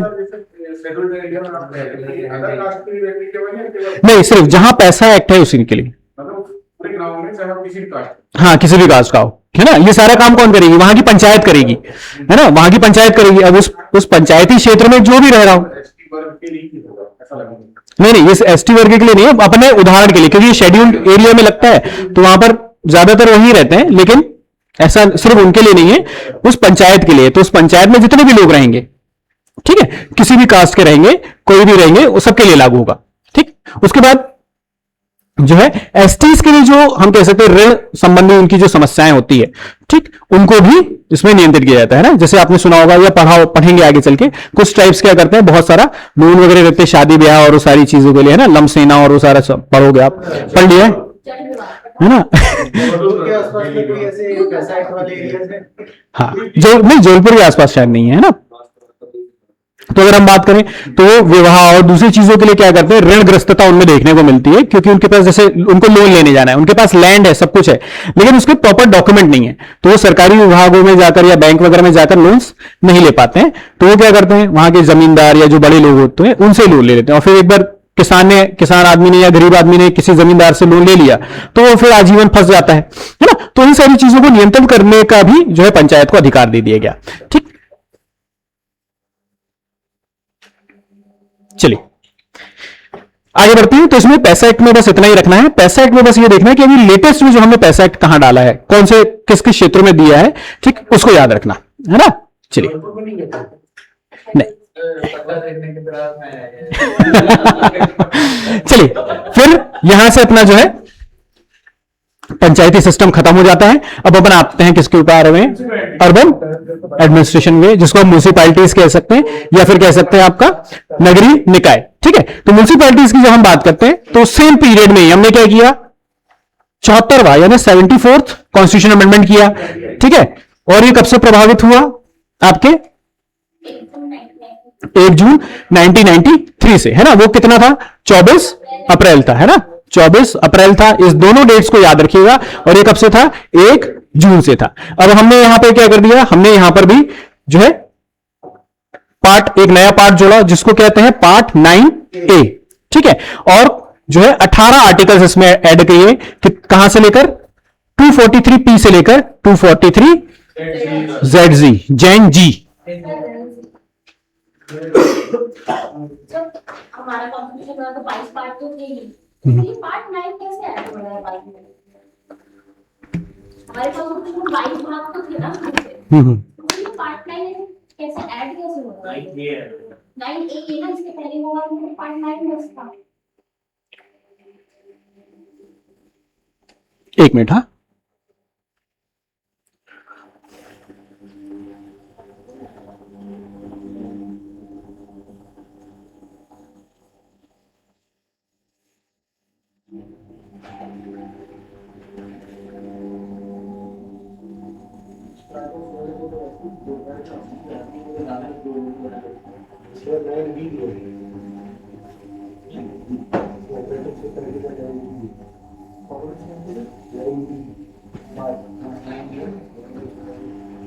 ये बात तो सही है, वो अगर एडिशन था तो 9 किया है, तो 9 ए से शुरू होना चाहिए था मेरे लिए।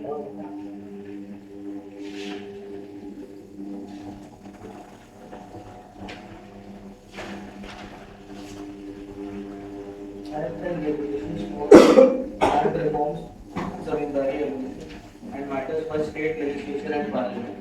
शेड्यूल 9 है, 9 schedule. शेड्यूल 9 है। पंचायत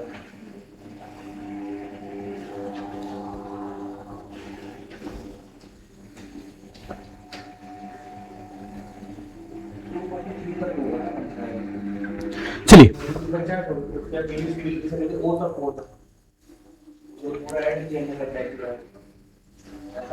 लिख लिया, आगे बढ़े। हाँ, क्या प्रश्न था आपका? क्लियर हो गया प्रश्न भी? नहीं, क्या था प्रश्न? नहीं बोल सर कि 22 भाग तो हमारे संविधान में बात से थे ना, हम्म। तो लोगों को पंचायत का तो टाइम ऐसा क्यों बोला कि पार्ट 9 ऐड किया? पार्ट 9 तो रहा होगा। पहले से था, ठीक है। पहले पार्ट 9 में जो था, अगर हमने बात करें ना, तो स्टेट्स को अपने बांटा था एबीसीडी में, है ना।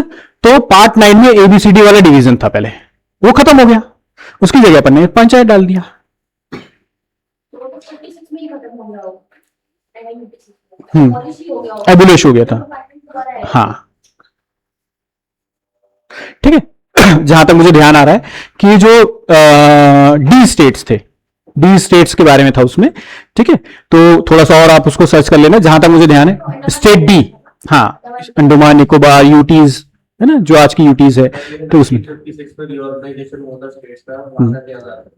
उसके बाद उनको सबसे पहली पंचायत की जो नागौर में बनी थी, तभी तो ऐड हुआ था, तो उसकी पहली ऐड हुई थी नागौर उसके नागौर वाली कब बनी थी? 1957। नागौर वाले नहीं लेकिन इसमें तो 59 में 59 मतलब तब कोई रूल तो नहीं है ना, लेकिन कैसा?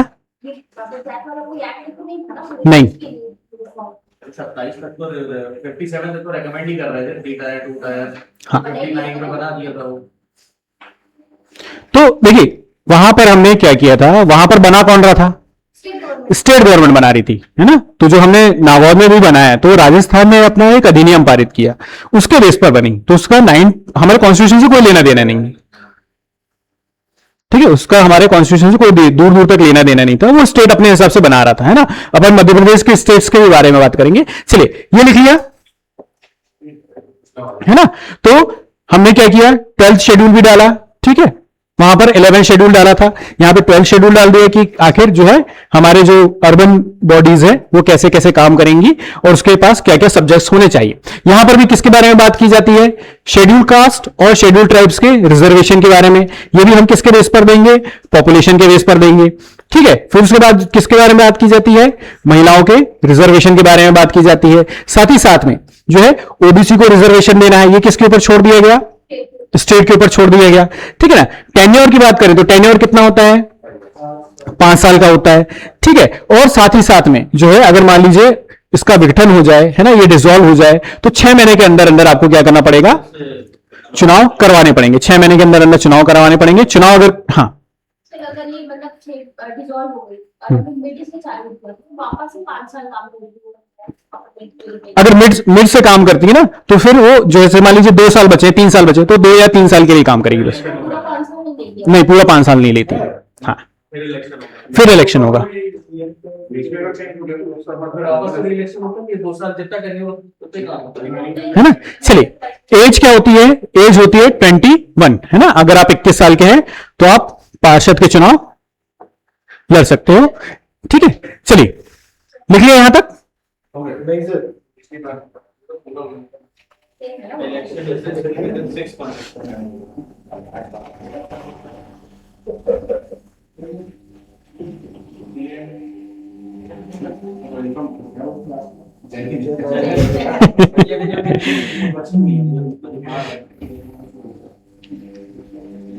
ये भी की जाता है 5-6 पेज आनंतर विधानसभा का कमिश्नर ये देखो नंबर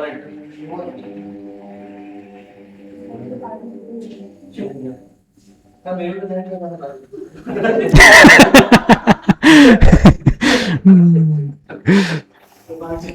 सर आप ये एक बार शुरू कर नहीं नहीं, नंबर हमारे फिर हाँ एग्जाम में भी ऐसी हो जाएगा। शुरू जाएगा। हाँ। अलग से देखो, पंचायत चाहे यूपीएससी हो चाहे स्टेट पीएससी हो, उनका फेवरेट टॉपिक है। ठीक है, उनको मजा आता है इसमें। इसी का आर्टिकल पूछे हाँ ये ठीक है, उसमें ग्रेड ए जेड भी बात करेंगे फिर ये याद ही करना पड़ेगा ना। ये याद करना पड़ेगा। करने वाले का चलिए आगे बढ़े। चलो तो सोनम सोनम वांगचुक को छोड़ दिया भैया 6 महीने चलिए, अगर हम बात करते हैं, जैसे हमारे यहाँ क्या चलता है, जैसे जबलपुर में हम बात करते हैं तो क्या बोलते हैं, जबलपुर नगर निगम बोलते हैं अपन, है ना। तो इसमें भी अलग अलग चीज होती है। नगर पंचायत होती है, नगर पालिका होती है, कहीं कहीं आप नगर पालिका पढ़ेंगे, है ना। नगर पालिका आपका स्वागत करती है, ऐसा लिखा होता है ना। या उसको नगर परिषद भी अपन बोलते हैं, और फिर उसको अपन नगर निगम भी बोलते हैं। तो जबलपुर नगर निगम से अपन समझते हैं। जबलपुर नगर निगम के जब चुनाव होते हैं तो क्या होता है, अलग अलग पार्षद होते हैं, है ना। फिर उसके साथ साथ मेयर भी चुना जाता है ना। तो जब नगर निगम होता है तो वहां पर कौन होता है, नगर निगम या उससे बड़ा जो कोई बॉडी होगा, तो वहां पर अध्यक्ष का चुनाव होगा। ठीक है, उसको मेयर्स कहते हैं, मेयर कहते हैं या महापौर कहते हैं, है ना। उसके ऊपर वाले, ये दोनों ऊपर में जो हेड होते हैं वो क्या कहलाते हैं, अध्यक्ष कहलाते हैं। क्या कहलाते हैं, अध्यक्ष। ठीक है ना। अब सबसे पहले अगर हम बात करें कि यहां पर क्या होगा कि इसको पूरा जो जबलपुर नगर निगम है उसको हम अलग अलग वार्ड्स में डिवाइड कर देंगे, अलग अलग वार्ड्स में डिवाइड कर देंगे, और वहां से एक एक व्यक्ति चुनकर आएगा। कैसे चुनकर आएगा, डायरेक्ट इलेक्शन से। ठीक है, और डायरेक्ट इलेक्शन से चुनकर आने के बाद वो कहां बैठेगा, नगर निगम में बैठेगा। तीनों चीजों में ही ऐसे करते हैं अपन। क्या करेंगे, यहां पर भी अगर नगर पंचायत है वहां पर भी क्या कर दिया जाएगा, वार्ड्स में उसको डिवाइड कर दिया जाएगा। वहां पे फिर चुनाव होंगे, वहां से चुनकर आएंगे पार्षद। ठीक है, नगर पालिका में भी यही होता है और नगर निगम में भी यही होता है। अब तीनों में अंतर क्या है मोटे मोटे तौर पर, जैसे अगर नगर पालिका की हम बात करें तो ये कैसा है, आपका हाँ ट्रांजिशनल एरियाज है। ट्रांजिशनल जो मतलब अभी हम कह सकते हैं गांव है, हाँ गांव है, धीरे धीरे वो शहर की तरफ बढ़ रहा है। ठीक है, चलिए जैसे अपन बहुत सारे, जैसे हम बात करें, जैसे जहां पर अभी प्रेजेंट में मैं रह रहा हूं, है ना, वो इलाका कैसा था, पहले ग्राम पंचायत में आता था, धीरे धीरे धीरे धीरे वहां पर मकान बनने लगे, डेवलपमेंट होने लगा, तो धीरे धीरे उसको हमने जो है नगर निगम में डाल दिया, है ना। ऐसा क्षेत्र क्या हो रहा है, क्या कहलाएगा आपका, नगर पंचायत कहलाएगा। नगर पंचायत के लिए लगभग लगभग पॉपुलेशन कितनी होनी चाहिए आपके पास, पॉपुलेशन बिटवीन 10,000 से 20,000 के बीच में होनी चाहिए। तो अगर 10,000 से 20,000 के अंदर है तो हम उसको क्या बना देंगे, नगर पंचायत बना देंगे। अगर पॉपुलेशन बढ़ के कितनी हो जाए, 20 लाख से 3 लाख के ऊपर हो जाए, है ना, 20,000 से 3 लाख के ऊपर हो जाए, है ना, तो उसको हम क्या बना देंगे, वहां पर नगर पालिका बना देंगे या नगर परिषद बना देंगे। उसके बाद अगर 3 लाख से ज्यादा हो जाए तो उसको हम क्या बना देंगे, नगर निगम बना देंगे। क्लियर हो गया, है ना। सीएमओ म्युनिसिपल लेवल पे होता है ना सर। सीएमओ जो होता है, चीफ म्युनिसिपल ऑफिसर, ये म्युनिसिपैलिटी वाले लेवल पे, नगर पालिका वाले। कैसा, सीएमओ जो ऑफिसर आता है वो नगर पालिका वाले लेवल पे हाँ और नगर पालिका में फर्स्ट है 2 तरह के सीएमओ तो कहता होते हैं और इसमें अलग सीआई सब तरह है। इसमें कमिश्नर बैठेंगे। गुड, है ना। एक कमिश्नर थे हमारे नगर निगम में, क्या नाम था उनका, बहुत केस वगैरह हुआ था, आईएएस। उसके बाद शायद कोई आईएएस बना नहीं है जबलपुर में, आईएएस अधिकारी को नहीं बनाया यहाँ पर कमिश्नर। हाँ सर अध्यक्ष मतलब प्रेसिडेंट रहता है ना, ये हाँ ऊपर वाले दोनों। हाँ, प्रेसिडेंट कह लीजिए या चेयरमैन कह लीजिए, है ना। ठीक है, यहां पर महापौर और पार्षद होता है। अब देखिए महापौर और पार्षद की बात करें तो यहां पर दो चीज होती है, अलग अलग राज्यों को अलग अलग अधिकार दिए गए कि आप इसको क्या कर सकते हो कि जितने मेंबर्स हैं वो आपस में चुनकर एक जो है महापौर या पार्षद बना ले, या फिर उसका आप क्या करवाओ, डायरेक्ट इलेक्शन करवाओ, है ना।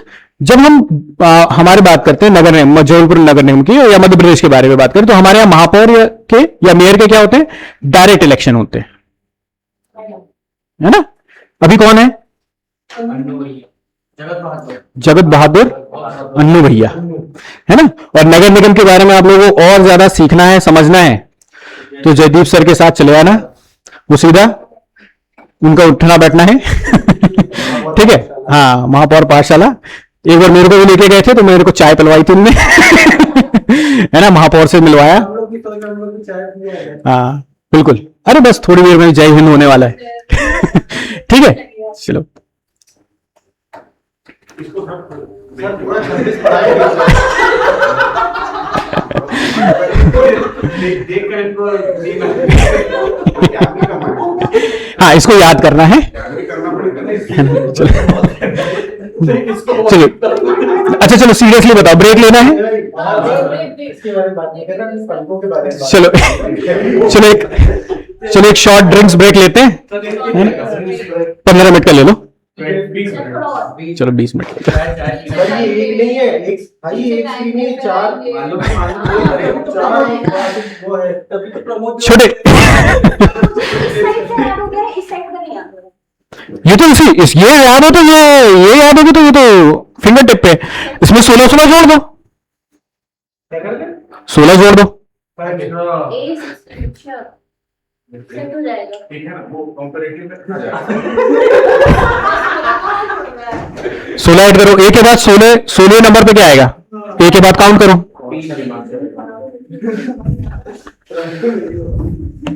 ठीक है। अपन ऐसे कंपेयर करके देख लेंगे तो समझ में आएगा।